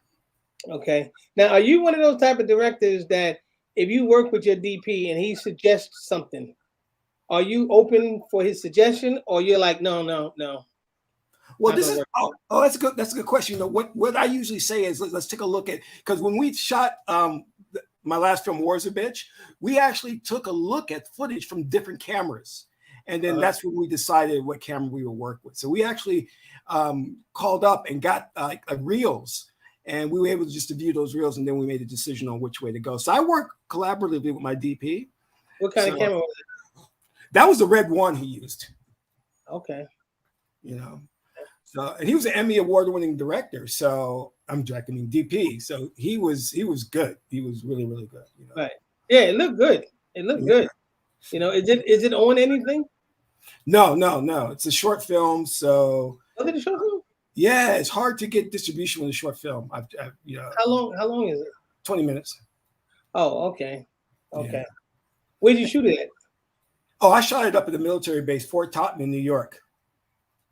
And they gave you permission to shoot it there? Yeah, we had a good producer. She got everything signed off on. They went up there and we shot it. We shot it at dead of winter, man. It was cold. It was we set up tents, and they had a church there, and that church became our lunchroom.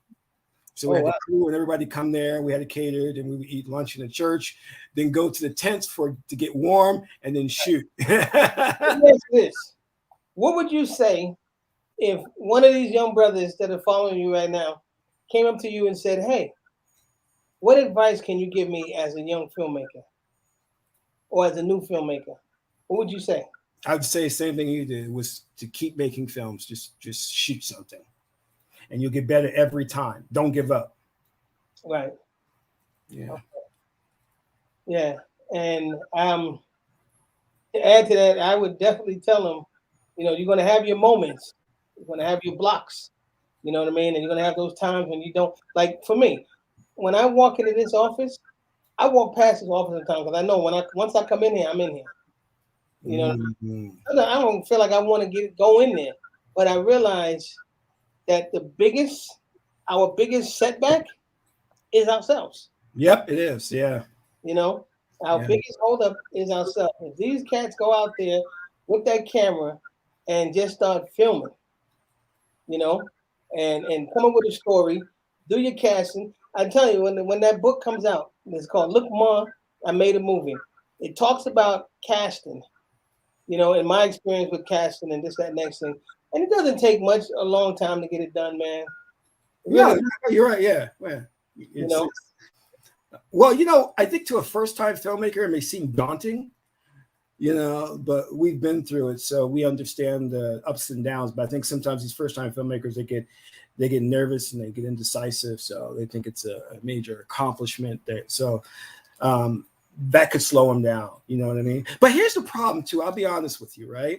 One of the things I focused on early in my career was writing good stories. And it's funny, I took my films around festivals. I kept getting awards for screenwriting. I was like, no, directing.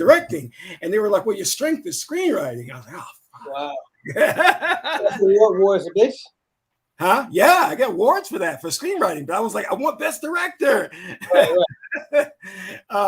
But the thing is, I know the films I see coming out have bad writing.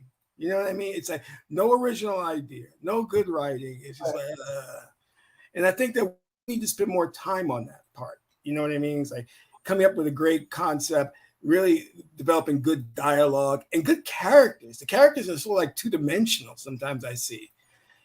So but let me ask you this: what do you think of this whole SJW and the new films that are coming out that are female centric and all that? What's your take on that? What's the S what? Oh, social justice warriors. So what is that?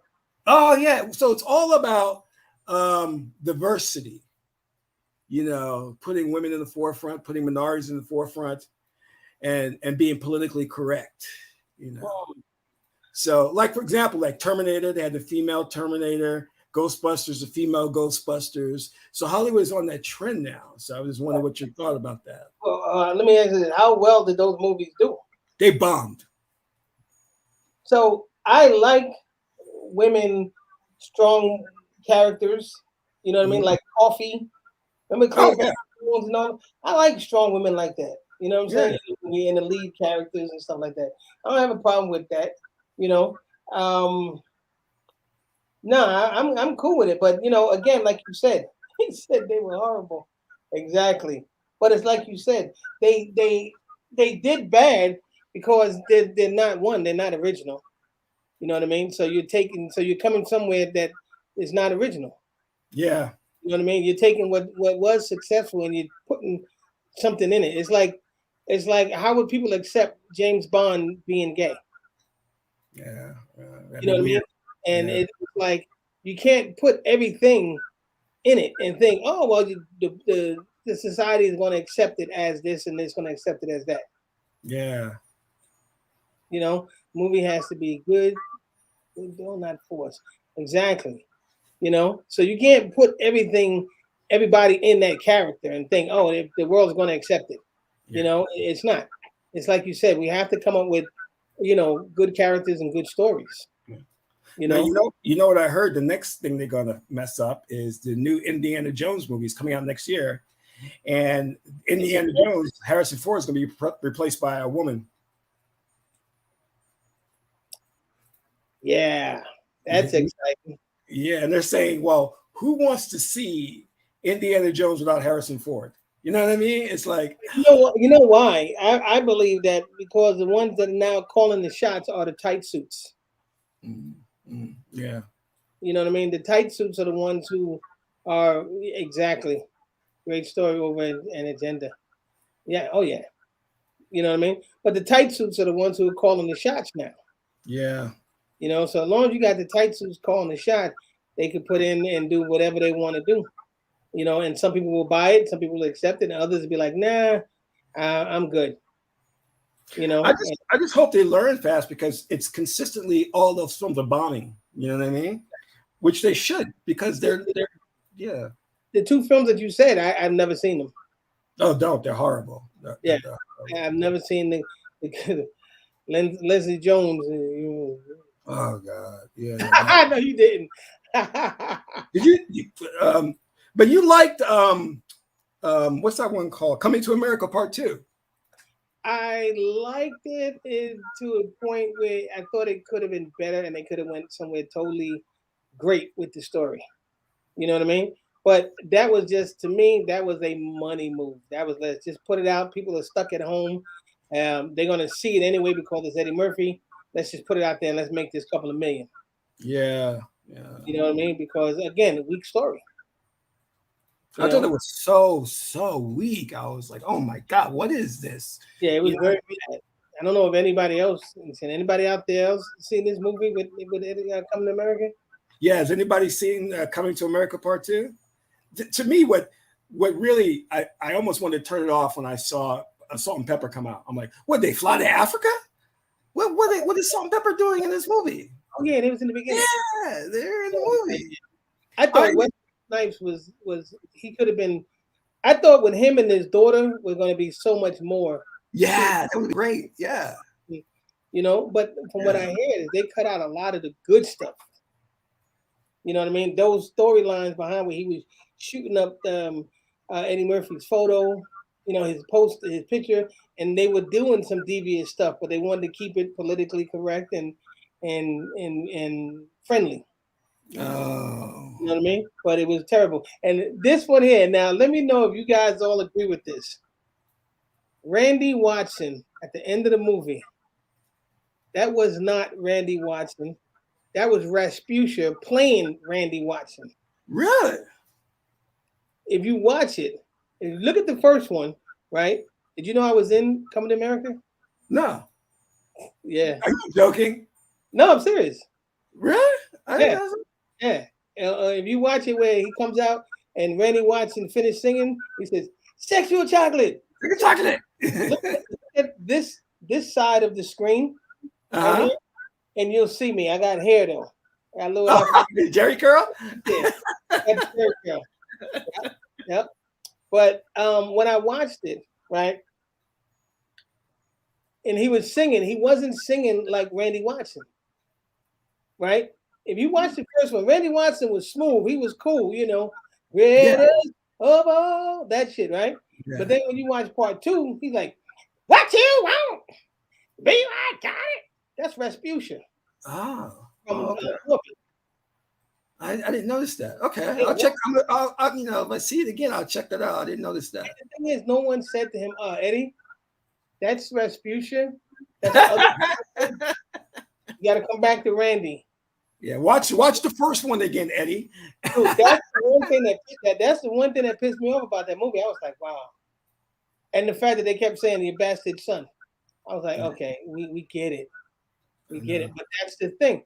We have to change those storylines and start making storylines that people can relate to. One of the things about overseas distribution is they always say that people overseas won't get black movies.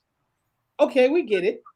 You know, if you're doing a drama movie and they have an all-black cast and there's no box office draw, you know, you don't have Samuel L. Jackson in it or somebody who's gonna draw from just the box cover.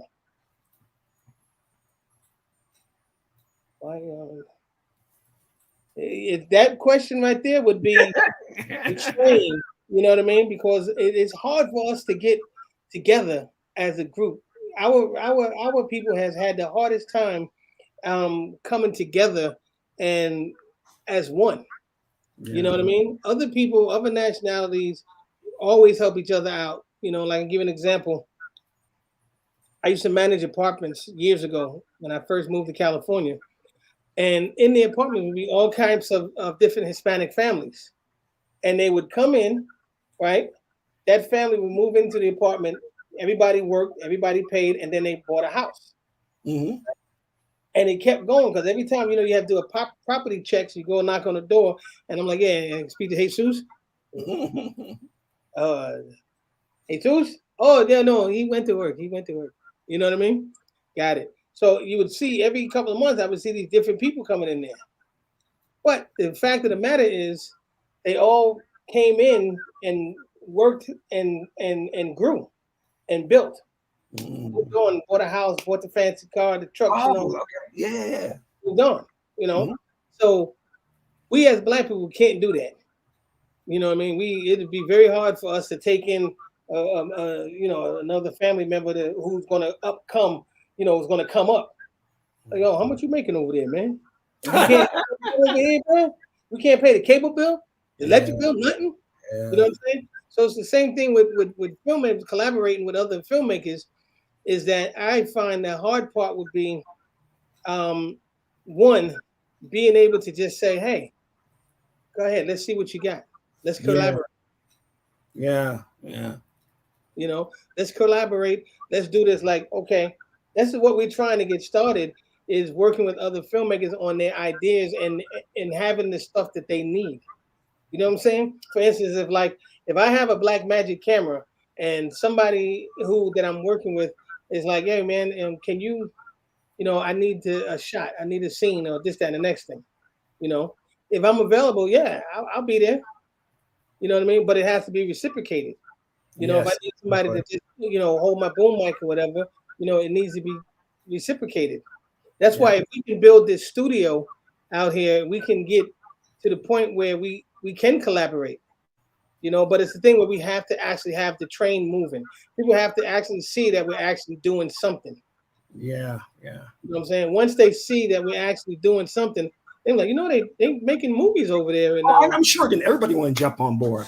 Yeah. And that's how it is. People, we have to do that. Sorry, going back to Eddie Murphy's film, the one thing that disgusted me about the film was Leslie Jones and this scene where she's like, you remember this? Where she's in the tub? No, where she's raping. Oh. And she's fanning her smell. Oh. It was like, oh my God. But see, that's the tight suits find that funny. They think that that's what we would like, and that's what we find, interesting and funny. Yeah. You know what I mean? Some things go over the top. I was just over the top, man. It was just like, it's not funny. And it was just like, oh my God, disrespectful to Black women, I thought, as well. The other, when you got white writers thinking that that's cool, that everybody Black is going to find that cool.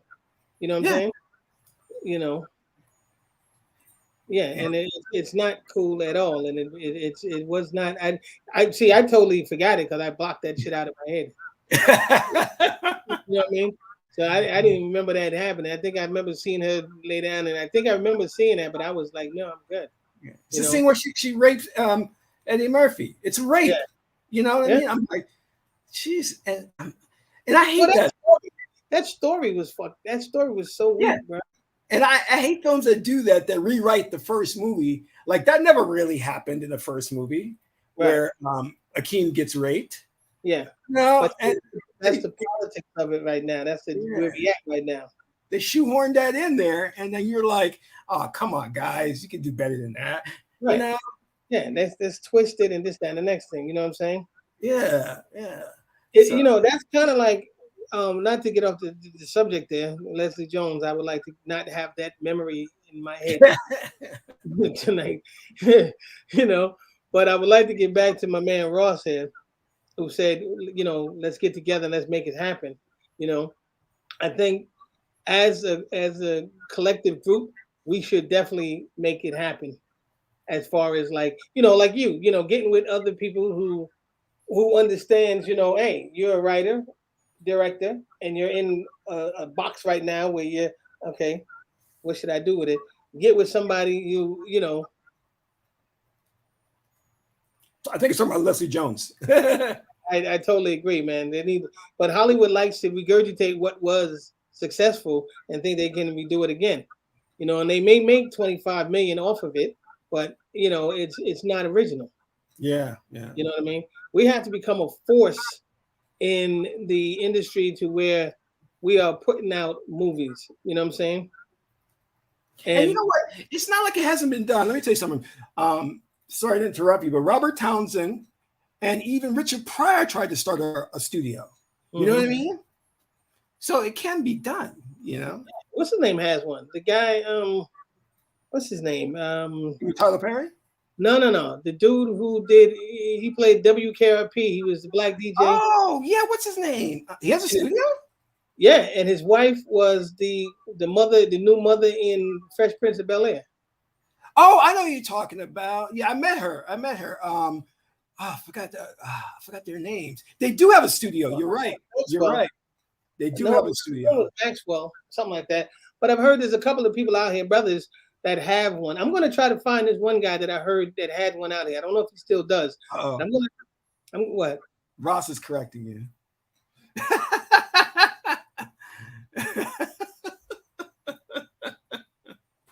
Hi.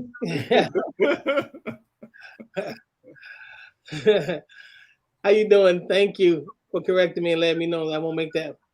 Yeah, it's a studio. Okay, it's in Virginia. See, Virginia is so far away though. Yeah, that's the problem. I'm not flying out to Virginia to shoot at his studio. You know what I mean? But it don't have to be big. It could be a small one. That's what we need to do out here. Yeah. You know what I mean? We need to get a small studio out here where people can, filmmakers can come out here. And this is what I would love to have happen. For us to get a studio, be working with filmmakers, and we're all as a black team of filmmakers making good movies to the point where the studios, the major studios, would be like, yo, we want to come, we want to know what you got. That's right. That's how you leverage power. Yeah, exactly. You know what I mean? You bringing us 15 movies by 15 different filmmakers. Tim. That's their name, Tim and Daphne Reed. Tim and Daphne Reed. Yeah. Yes. But it's in Virginia. No one who's going to Virginia to do a movie. I know. I don't know what they're doing. You know what I mean? Yeah. It's like, and then why fly? Like, it's expensive. That's why most movies are shot in LA, because it's expensive to relocate. You know what I mean? Now, this is what I hear. Summerlin or Henderson, right? It'd be a great spot to have a spot up in Henderson because of the fact that they want film companies to come. You know what I mean? They want it. So if we can find a place in Henderson and just get a group of filmmakers together, man, and just like if the rent is $2,000, everybody pitch in, but everybody has a place, a foundation. Yeah. You know what I'm saying? And you have other filmmakers there who have equipment and who can work and get it done. And Henderson's nice. Yeah, it's nice. It's nice there. You know, she doesn't know where Henderson is. In Las Vegas. Oh, yeah, it's in Las Vegas. Where is she at? I think LA, right, Ross? You're in LA? I don't even know who Ross is. I'm assuming LA. You know, I could be wrong. Right. Where are you located? Where are you located, Ross? Oh, Maryland. Oh, Maryland. Maryland. Okay. I don't know much about Maryland. Me neither.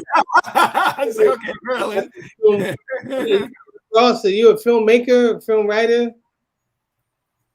What do you do for a living, Ross?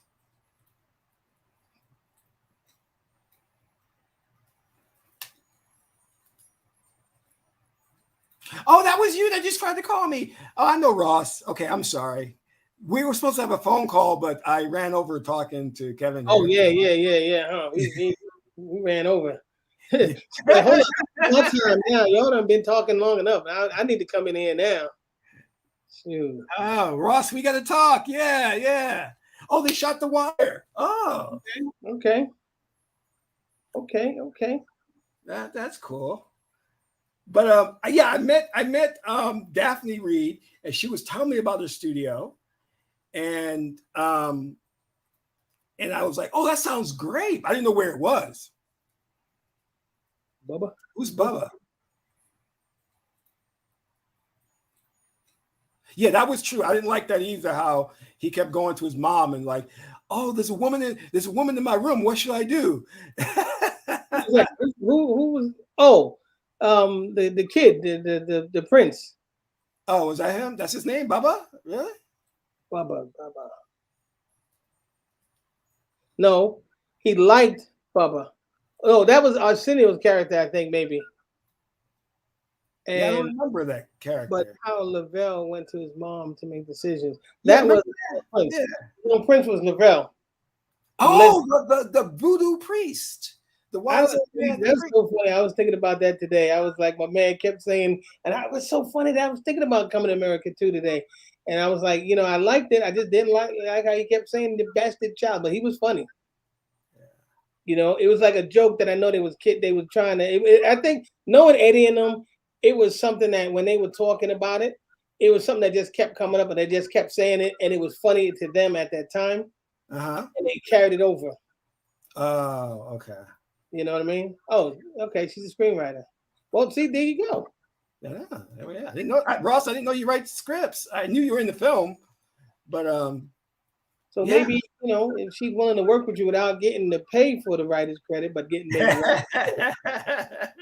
you know what I mean? Yeah. I mean, look at it like this: if you worked with her on this one project, the first project, and then and she just took, let's do something. See, there you go. Yeah. Okay. Well, make sure you keep in touch with her because I'm going to find out about that studio in Henderson this week. All right. Are you going to look at land and something already there, or what building from the ground up? Something that's already there. Okay, that's the best way. Yeah. Like a warehouse that's already made. We just need to bring it in and come in there and start building. Okay. Yeah. You know what I mean? That would be like so awesome. My only concern is this: it's like not so much in buying a property, because I think to me that's the easy part. It's financing the films. Like if you want to, like, what I want to do is be able to finance films. So we have the studio, we can start shooting films, instead of like renting the lot out, Makes sense? Right. But you know what? The financing can't be what's going to hold you back. You know what I mean? Because I did one time with my own money. That's true. Yeah. I'm doing a zombie movie with my own movie. I have never looked for backers ever. I've never done that. You know what I mean? And one of my closest friends produced Law-Abiding Citizen and Wanted with Angelina Jolie, this new Morbius movie that's coming out. Mm-hmm. I'm going to see him this week Monday when I go to LA. I'm going to see him and just chop it up with him and see what's going on and stuff like that, and I've never asked him for a dime to finance any of my movies. I've never let the fact of financing, hold me back, especially when you can do, if you have people that believe in you enough to do deferred payment on a movie, then get it done. You know what I mean? Get it done, get it distributed. And then when you get that distribution deal, that money, then you could say, hey, here's everybody paid and everybody's good. But you got the product done. Yeah. That's yes. Yeah. Biden Citizen with Jamie Foxx. Yes. He's actually in the movie. If you watch the scene where Jamie Foxx is talking to the two guys in the train station, right? And the guy telling him, look, if this guy wants you dead, you're dead. Right? That scene, there's a guy that walks past them. That's my friend Brian. That's his he was the producer on that movie. Oh, okay. All right. And so the great thing about him is this, check this out. So you remember the movie I had mentioned to you that I wanted to shoot, right? Mm-hmm. He just told me, as we talked last week, that I can use any of his cars in this movie. He has, he got the fancy Rolls, the Lamborghinis, and all the Ferraris and all this stuff. And he said I can use him in my movie, no charge. You know what I'm saying? But that's because he believes in me. He's like, yo, man, I know Kev can produce. He's producing Morbius and those kind of movies. Yeah. He's looking at me like, yo, Kev is a man that is going to keep doing his thing, and he's never going to stop doing it. So I would never let the fact of I need financing stop me. I have two cameras. Wow. I have the 80D, I have the Blackmagic 6K, and I'm out there filming it. You know what I mean? You're all hooked up. Yeah, yeah. You got everything you need, you know? Oh man, look at this. That's awesome. Thank you. Thank you. That's awesome, man. I'm glad, man. That's what I want to know. That's what I want to feel. That's what I want to hear. That is inspiring and giving people the opportunity to feel like, yo, I can do it too. You know what I mean? Without letting, there's no barriers. Yeah. You know, and you're right about we hold ourselves back, because the hardest part is my mind. You know, it's like focus. You know, and I'm glad you gave me that advice about do the simplest one first. Thank you so much, man. Because that's what, because the other one's effects heavy, but this one's very simple and straightforward. And I'm just like, well, what do I do? I like effects, you know? Yeah. Yeah. It's, you know what? It's yeah, you got to do the simplest one and get it done, because see, that way then you can start asking for the money, because people are seeing what you're doing. Like, oh wow, yeah. So what would you do if you had this kind of equipment? Exactly. You know what I mean? Then you can go ahead and do it. You know? So yeah, I would definitely start with the simplest one, the easiest location, you know, and the lowest budget that you can find with no special effects, and go with that one. And the main thing is, man, you have to, I forgot what focus means. It's focus, finish something. I forgot what it was. It's something about finish something until you're completed. Okay. But you have to. Who wrote your script? Which? Who are you talking about? Who's she talking about? I think you. Oh, thank you. Yeah, I wrote it. Yeah, I wrote it. And yeah, go out there and just yes, the zombie one. Yes, I wrote that one. I wrote that one in a couple of nights. But once you hear the whole synopsis, like I can't tell you about it right now, but once I can't even tell you the title of it, because the title of it will make you go, what? You have heard it, and you've seen some of the footage. Some of the people that have said, I never thought about that. I never, you know what? That's dope. That's dope. You know, see, you have good ideas, man. You telling me stuff. I'm like, man, you should show that one about the slave, and I was like, damn, that's a good idea. I should steal that. I'm telling you, I sleep it at night, and I dream my movie. So I have over 13 scripts, bro. Wow. You know what I mean? I have over 13 scripts. Zombies on the plane. Zombies on the Plane has been done. It's called It has. Yeah. World War Z. World War Z did that. Yeah, the Zombies on the Plane. You know? And soon I'm gonna tell you like this. My what is it? The Instagram page is Instagram page is Grand Concourse Films. And when I do the trailer, right? When I finish the trailer and the movie poster is completed, I'm gonna put it all on there so that you can go to YouTube and see the trailer. Oh, wait a minute. That's something I didn't even talk about. You have awesome posters, man. I have not even talked. I wish I could. Where can I want to bring one up. Is it on your Facebook? Well, one time is right there. Wait, let me see that. Oh, yeah. But no, man, there was one that was a badass one too. There's another one. And I said to you, it was good. Just need a female on there. yes. You talking about the bounty hunters? Yeah, that was awesome. You know. Yeah, you know who did that? My DP, Marcus. Oh, you keep using him, man. Yeah, keep using him. You know. Yeah. Yes. Grand Concourse Films on IG. Yeah, because it all starts with that poster. You see that poster, it inspires you to see the film. You know what I mean? Yeah, that poster has made. I've just showed it to people. People are like, yo, where can I find this? Yeah. When is this coming out? That is going to be one of my darkest movies. You know what I mean? It's gonna be pretty intense, dude. It's gonna be. We're filming that with, you know. Oh my gosh, it's gonna be. That one is gonna be intense, bro. But see that, huh? Zombie? No, the one that you talking about, the bounty hunters. Oh, okay. Yeah, well, it's actually called The Fugitives. The Fugitives, okay. Yeah, that one. If you go on IG, you can see the posters. I think I got all of them on there. But that one is going to be it's going to be filmed dark. You know what I mean? Yeah, it's gonna be a crazy dark movie. You know? Yeah. I'm Is excited. it's the concept dark? Is that what it is? Is it Concept dark. Oh, okay, gotcha. You know, and the thing about that one is, it's going to take us a minute to film it, which is why I'm not really like, ooh, all gun ho. You know what I'm saying? Because I know it's going to take a lot more to film. You know, it's going to take. It might take a little bit of money. It might take, you know, because of the locations and the props and all that kind of stuff that we're going to need. It's got to be done tight. You know what I mean? In order to get it done within a few months, it's got to be done tight. So anything that comes up that's not, you know,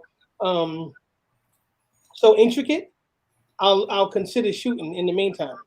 Oh, gotcha. You know what I'm saying? That's a smart approach. Yeah, that's a smart approach. Yeah. You know, the thing is, let me tell you something. I have like the way I think is, oh, this film, my next film may be my last. So, I love the way you think about, I'm just going to be making films and films. To me, in my mind, it's like, okay, I'll make this film and then I don't know if I ever make another film. You know what I mean? Because I'm going to tell you why.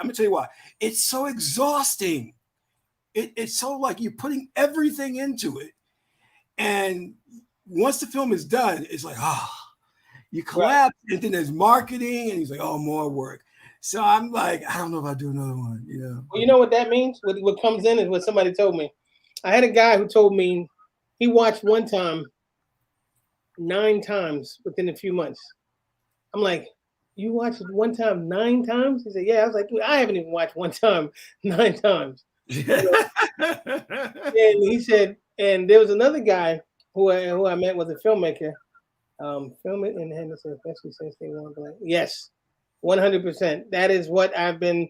I was on the phone yesterday, as a matter of fact, with someone who we're looking at, who was talking to me about the Henderson deal and working out in Henderson and getting a place in Henderson because of the fact that they want studios, they want black filmmakers, they want that stuff in Henderson, so they're willing to, you know, how'd you say, drop their pants a little bit, you know. Well, you know, hey, you know, we like that. So yeah, I'm definitely looking into that. I will definitely keep you posted on what's happening with that. What was I saying before that? Oh wow, I lost touch too. We're both kind of. You're welcome, man. Thank you, Ross, for asking the great questions and all that. You know, man, this is cool, man. I'm really glad that we did this. Yeah, you know, Ross, I'll reach out to you because we need to. I don't even know what time it is. What time is it? Because I know I want to definitely talk to you. 9:20. Oh my goodness. Is it 9:20? Here a while. Wow. But now I know we can get ready to go. But I was telling you about how I always think my next film is my last film. Yes. Okay. He told me, he said, you know what? There is the difference. Because I met this guy and he did a movie. It was terrible. From the trailer. But he was selling it for $20.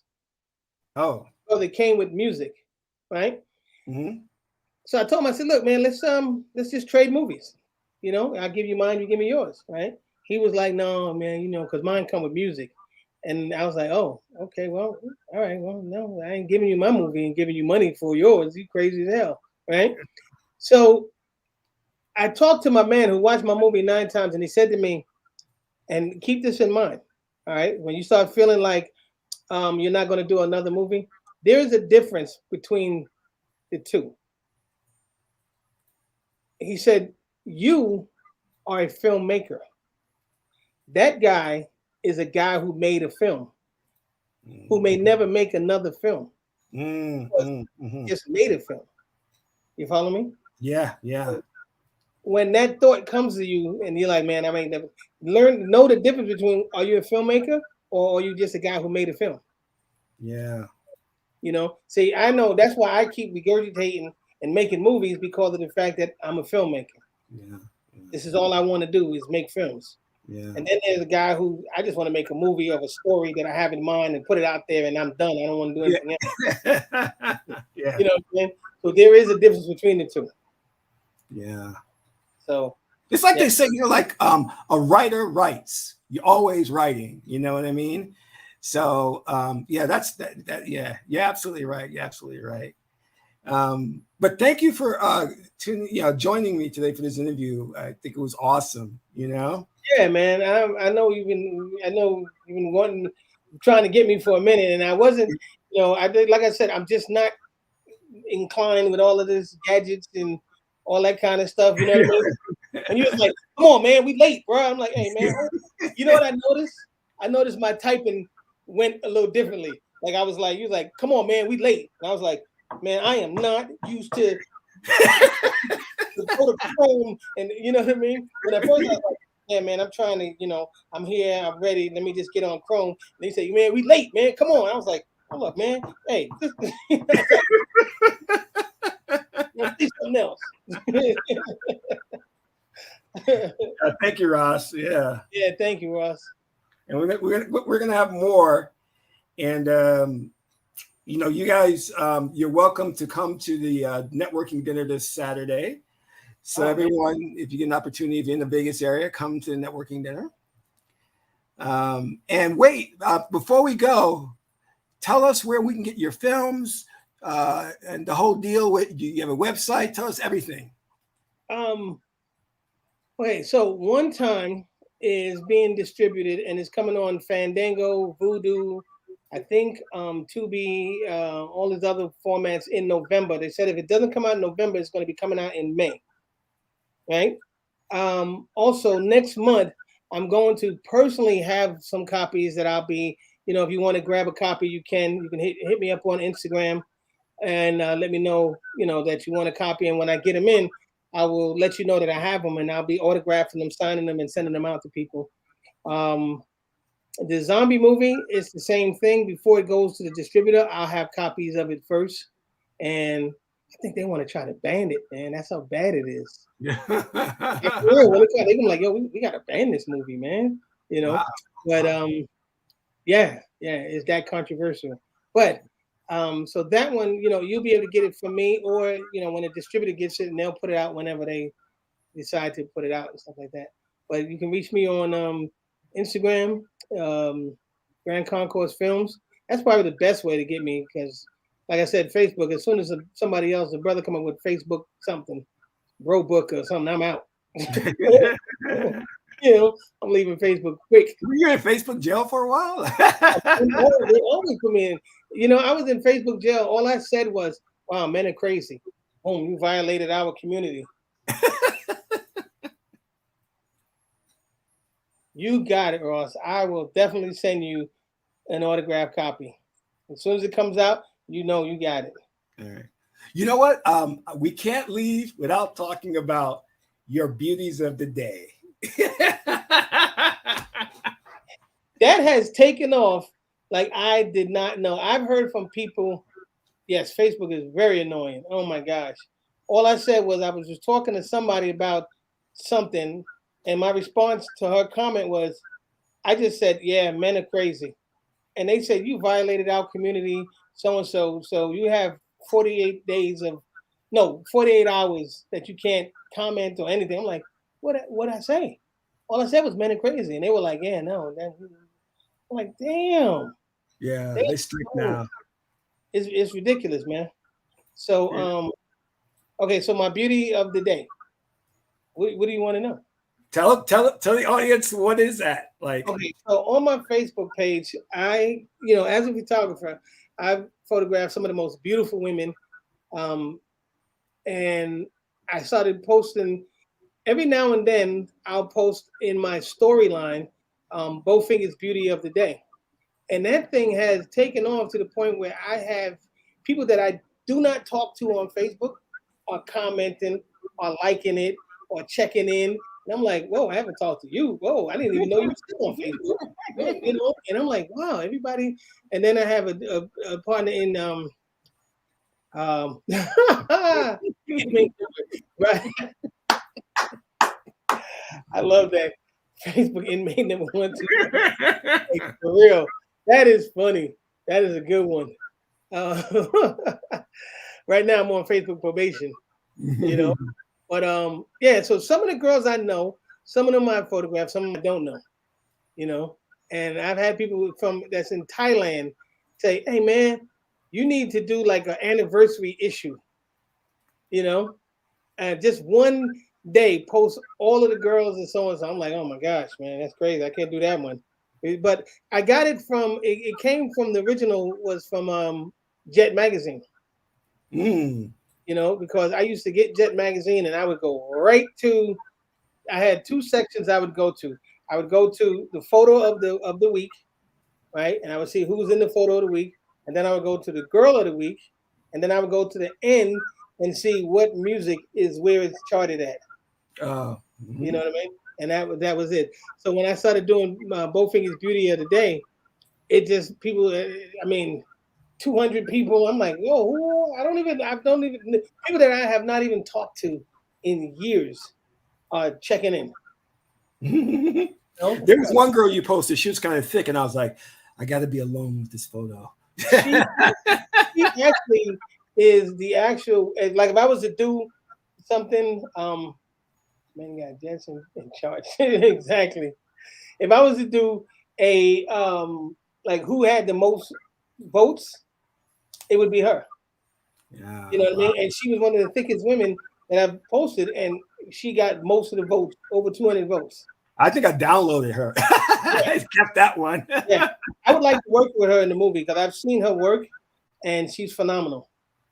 She's a model, but she's not an actress. But I've seen it's like a commercial that she did, where Wow. she was like a spy. You know, she was running, and she had a trench coat on and lingerie, and she had the gun, and she was shooting, and she had a briefcase, and she jumped over this thing and jumped onto a helicopter, and all of that. And I'm like, wow, I definitely would like to work with her. Yeah. That So- action, I love strong women. You know what I mean? I will never. I don't think I'll ever do a movie where my lead character is you know what I mean? That's why if you look at the one on my YouTube page and you look at Angels of Death, all the women in that movie, each scene, you know, is they're all strong women.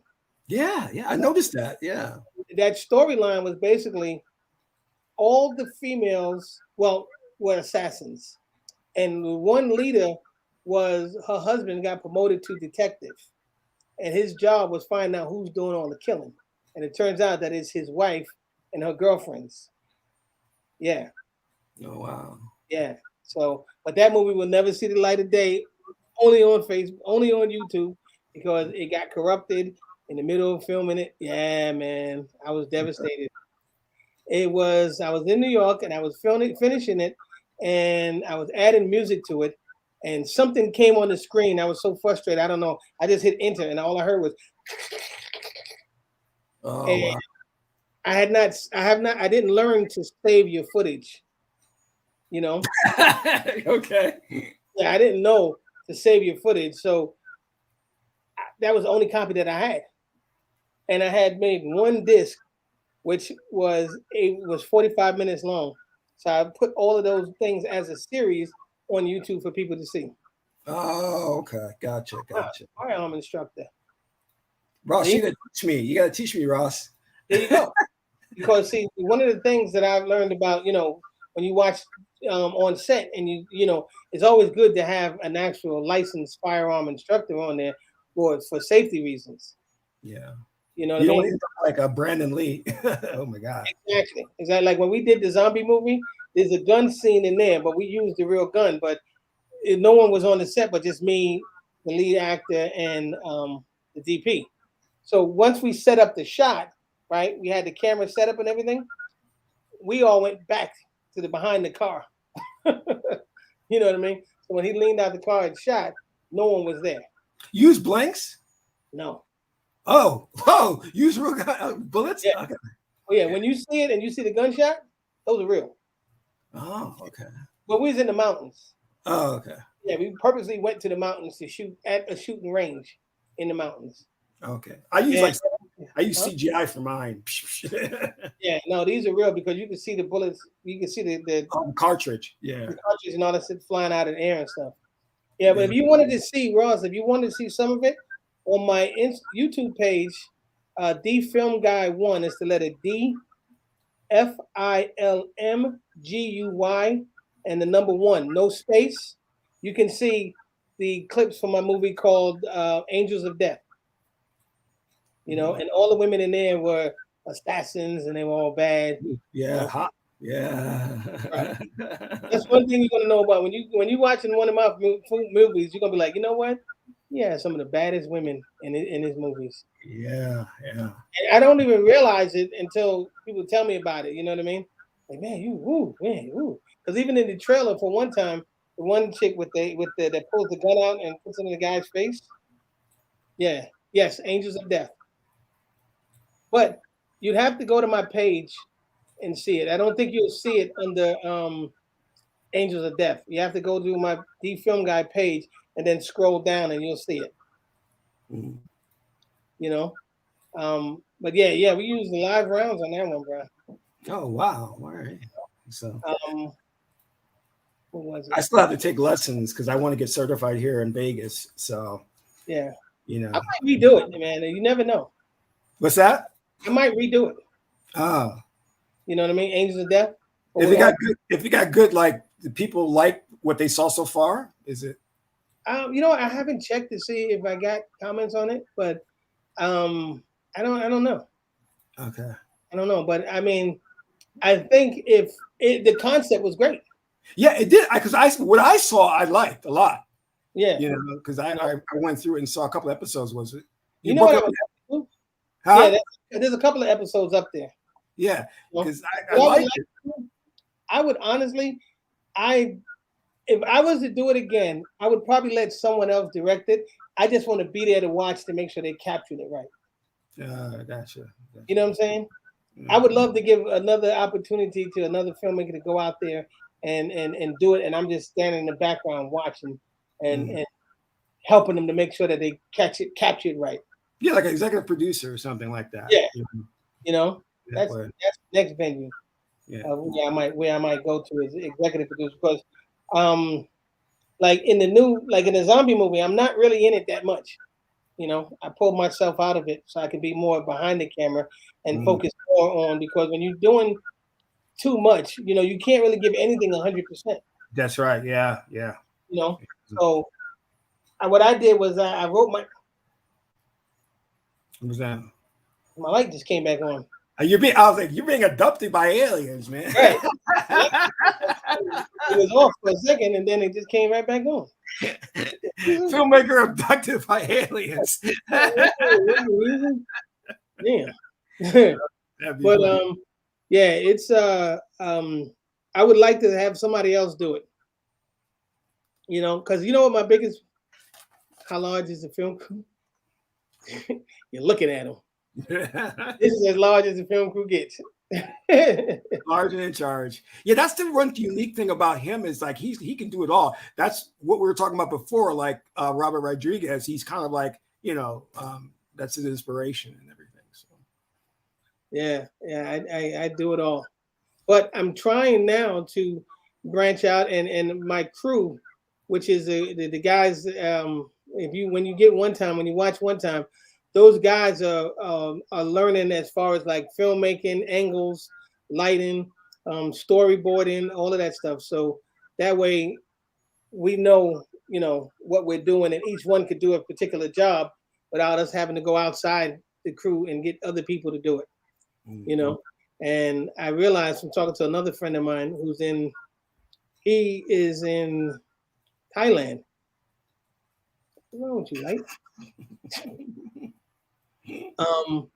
He's in Thailand, and he had told me, he said, Kev, you know, you're a real talented brother, man, but you can't do it all, man. You got to build your team. You got to build your trust.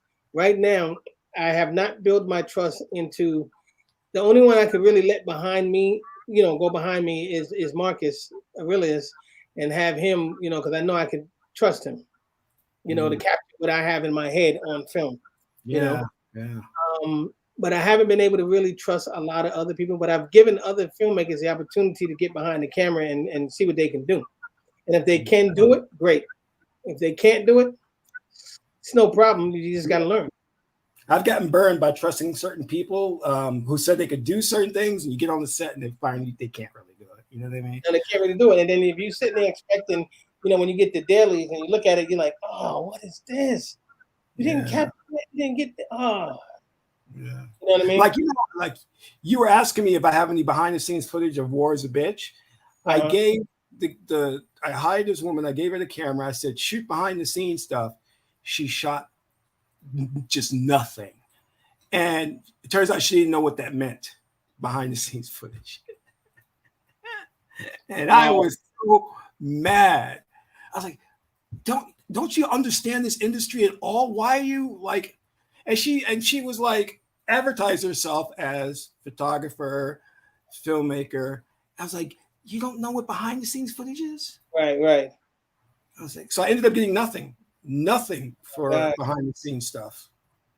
Wow. Yeah. See, I haven't gotten to that trustworthiness yet, the way I could trust people, and it does. Yeah. You're right. It definitely does start with a DP who knows what he's doing. A lot of people look at the title as, I know what I'm doing. No, you don't. You got to know what you're doing. And I'm willing to give anybody a chance to show what you're doing if you know what you're doing. And then once I see that you don't, well, we're good. Tell them what you're saying is. Tell them what you're saying is. When you're not going to work with somebody. You want to tell them? Yeah, okay. So one of the things about me is when I come across people who go Hollywood on me, and they say to me, whatever it is that they say, and I just feel that you're going Hollywood. Like, is my trailer ready? Or, where's the caterers and this, that, and the next thing? I have a saying, or if you do something silly, stupid, cross me, whatever the case may be, I have a saying where they like, well, when are we filming? And I say, well, not, you know what? No, if I say this, then I can't say it no more. You almost got me. If I say this, then they're gonna know when I say it. They were like, oh, that's messed up, man. You should have killed me. Nah, you almost got me. No, I can't say it. For your audience, it's what he tells people when he intends never to work with them again. But the saying is kind of ambiguous because it gives them hope. You know what I mean? And you got to keep people hope. You got to keep, it's one. Yeah, I'm not gonna say it, but it's one of those things where the Hollywood and Vegas and the film industry in itself is very small. You know what I'm saying? And people who there's 6 degrees of separation within them 6 people. Somebody that that knows somebody that knows somebody that knows you. You know what I mean? And if you burn bridges in this industry, you get a bad title, you get a bad name, or whatever the case may be. People are going to say, "Oh yeah, nah, I don't mess with that guy." You know what I'm saying? So I try not to burn bridges, and I keep hope alive. You know what I'm saying? But just know, what you did and what you said, it's gonna put you on the back burner. It's not gonna move you to the front. You ain't gonna be on the first starting team. Yeah. You'll be on the bench for a while. Yeah. You actually really need it or something like that. You know what I'm saying? Yeah. Exactly. Like I told you, the last guy, I went to him and he was like, what did he say? I offered him a part. No, I have not shot in LA. I have never even been to Atlanta. I would love to go to Atlanta. I definitely would love to meet Tyler Perry, and I met him one time too, man. It was I just wasn't where I was at now when I met him, because I've always said, because I lived his life. I slept in my car. My first movie, I produced a homeless. I was sleeping in my car. It was my kids' film, Homeward Bound. And I always said, if I ever met Tyler Perry, man, I'm gonna be like, yo, man, this is that nigga. I'm a filmmaker, man. And one day I met him. We were in the elevator together, and I didn't say not one word to him. What? Yep. I was so nervous. We got into we was in the movie theater, and they was showing his movie, and he had this tall dude, had his hat down here like this, and he was walking into the elevator, and I came into the elevator behind him, and he pushed the button. He said, "What floor?" I said, "Oh shit, that's Tyler Perry." I said, basement, and he was like, and he hit the button. I was like, Oh shit, it's Tyler Perry. I said, say something, man. You talked all that shit about if you ever meet him, here he is. And I was like, I just could not open my mouth. He got out and he walked out. I got 2 words for you. Elevator pitch. Yeah, I thought you were gonna say missed opportunity, but okay. Yeah. But yeah, he walked right out. But I never shot in Atlanta. Never even been there. You know. But if I decided if I ever move out of Vegas, I'd probably check out Atlanta. Yeah, I have friends that moved from LA to Atlanta, and they like it. I mean, yeah, you know, it's becoming Atlanta's becoming black. I've heard it's been black. Yeah, exactly. It's been black, you know. But again, there's a lot of film companies out there. You know what I mean? Yeah. Did they shoot the what did they just shot out there? What's the most recent, Roz? Do you know what was the most recent thing they shot out there? It wasn't The Wire. There's something that they just shot out there. Why has been over for years? Yeah, that's I don't know why I said but I know most of they film out there is Tyler Perry stuff. Black New York City. New York's expensive though, right? That's why I want to get it going out here, man. You know what I mean? That's why I want to get it going out here. Once there's a good community in New York, but it's just everything's expensive there. You know, it could work. But anyway, thank you, man, for joining us. We're about 2.5 hours in, which is great. Lost track of time. Thanks everyone for joining us. Roz, thank you. I'll reach out to you tomorrow. We definitely have to talk. And Kevin and I will definitely, we're going to definitely try and make this thing happen in Henderson. We see what we can do. Where's the dinner at? Your dinner thing, it's not in Henderson, right? No, it's here. It's actually here at my place, but it's at a place called the Clubhouse. Gotcha. So it's going to be really, really nice and everything. So yeah, Ross, come down. Where are you in LA? Come down. Come down for food, man. Yeah, come down for the food. You know how black people just love the food. They're like, hey, if you place this food, we're coming, you know? If you said no food, I'd be like, yeah, I can't make it, bro. So she said Maryland. She did say Maryland, right? Yeah. So wait, this is Sunday, right? Or Saturday? Yeah, it is Saturday. Okay. Yeah, 6 p.m. Yeah. So, all right, man. Thank you. I'm about to get some rest. Yeah, man. Thank you for inviting me, man. I'm always open. If you ever need me again to come down and do another interview, just let me know.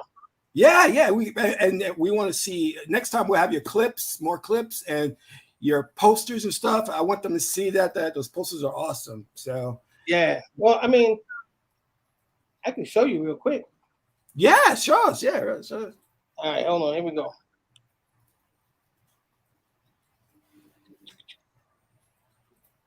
All right. So one time,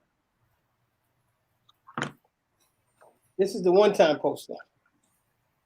Oh, we can't really see it. The light is reflecting in it. But yeah, okay, there you go. Just like that. Hold it just like that. Yeah.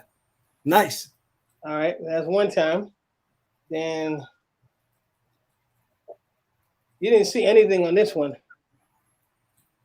Oh, yeah. I saw that. You posted on Facebook. Yeah, I saw that one. That's nice.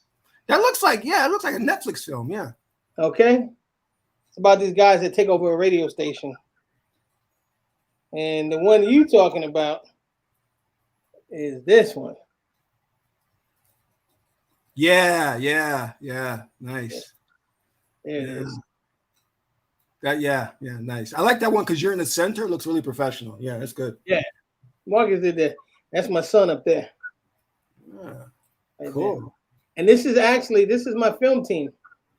That's cool. So everybody's doing multiple roles and positions. It's good. Yeah.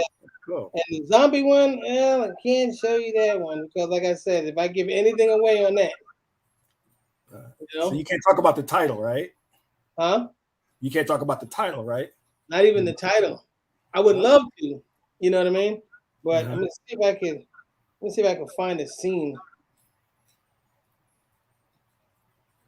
where you can look at it and say, "Oh, wait a minute."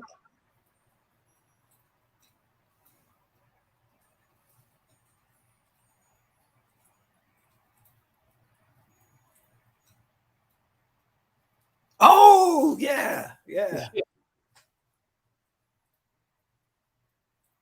Oh, yeah, man. Nice. So yeah. You like the women with the big boobs, don't you? What makes you say that? Because she has some boobs in there. She's just a healthy built woman. You know, like I said, you know, call it zombies on a plane. What is that? He's stuck on this plane. Ross is stuck on his plane. She's call it zombie soul plane. These damn zombies on his mother effing plane. Samuel L. Jackson. Wait, why do you say call it zombies on the plane? Where was the plane? There was no plane. She's just kidding. She said call it zombies on the plane. Do you remember? I don't know if you remember his name.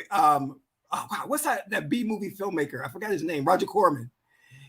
I read his book. You read his book? It's a really good book. I haven't read his book, but I know who he is. Yeah, he would make things like he would do that. He would title something like "Zombies on the Plane," and there wouldn't be a plane in the movie, but he would do that just to get the audience there. Oh well. The working title. The working title. Yeah. No, we have. See,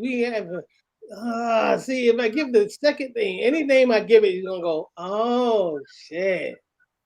Oh wow. You know what I'm saying? Okay. You can come back and because you know you when you finish it, you come back and promote it. You know what I mean?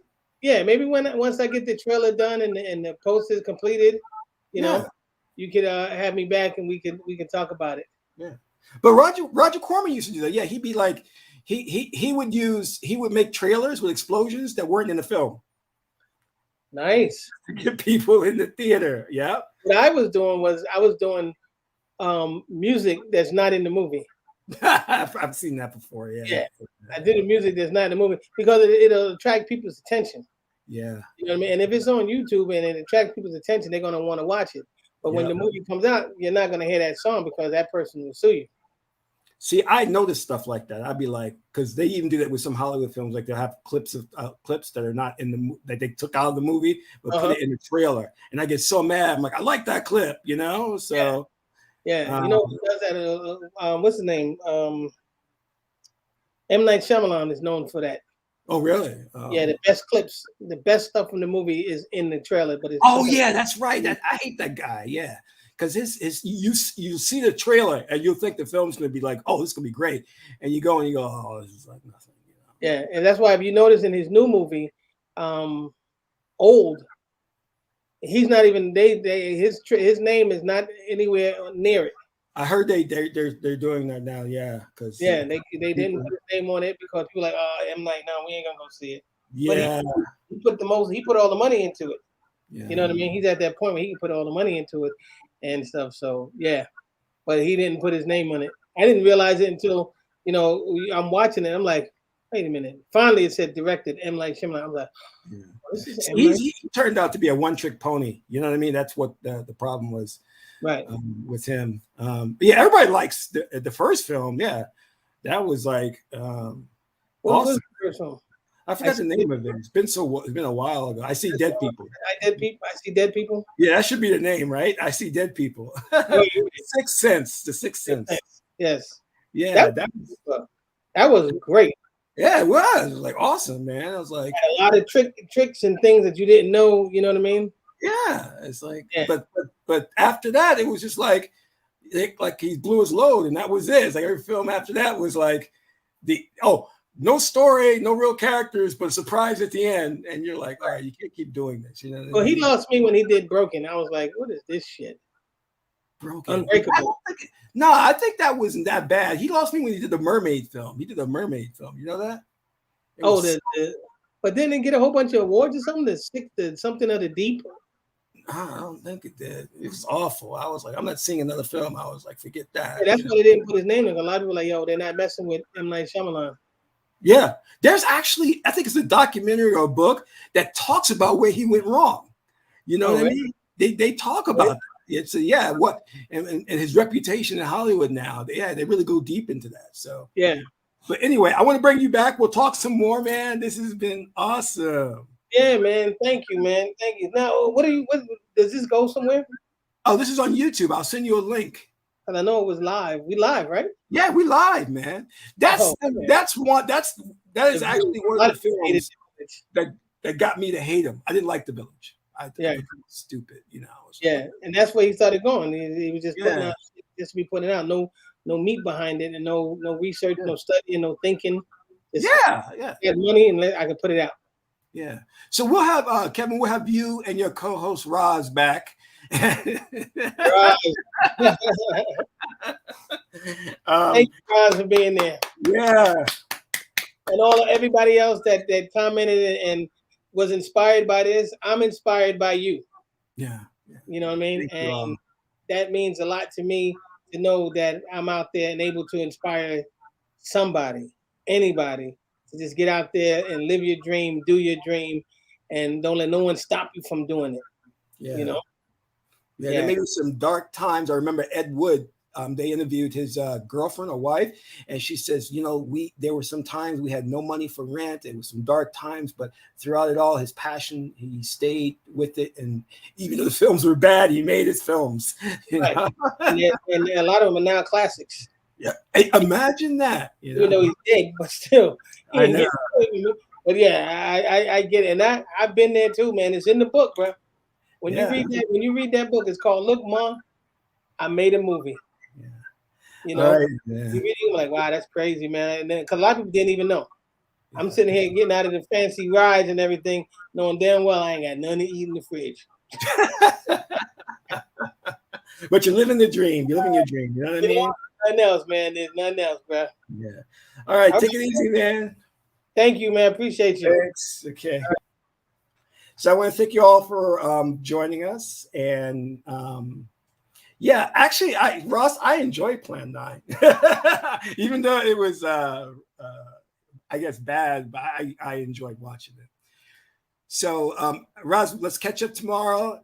And to all of you watching, also, thank you for your questions. Thank you for your support donations. This is Qesankh Ma'a Keparu, son of Ma'at and Tahuti. Ma'at is the beautiful goddess Heteru. Until my next video, Amen Ra.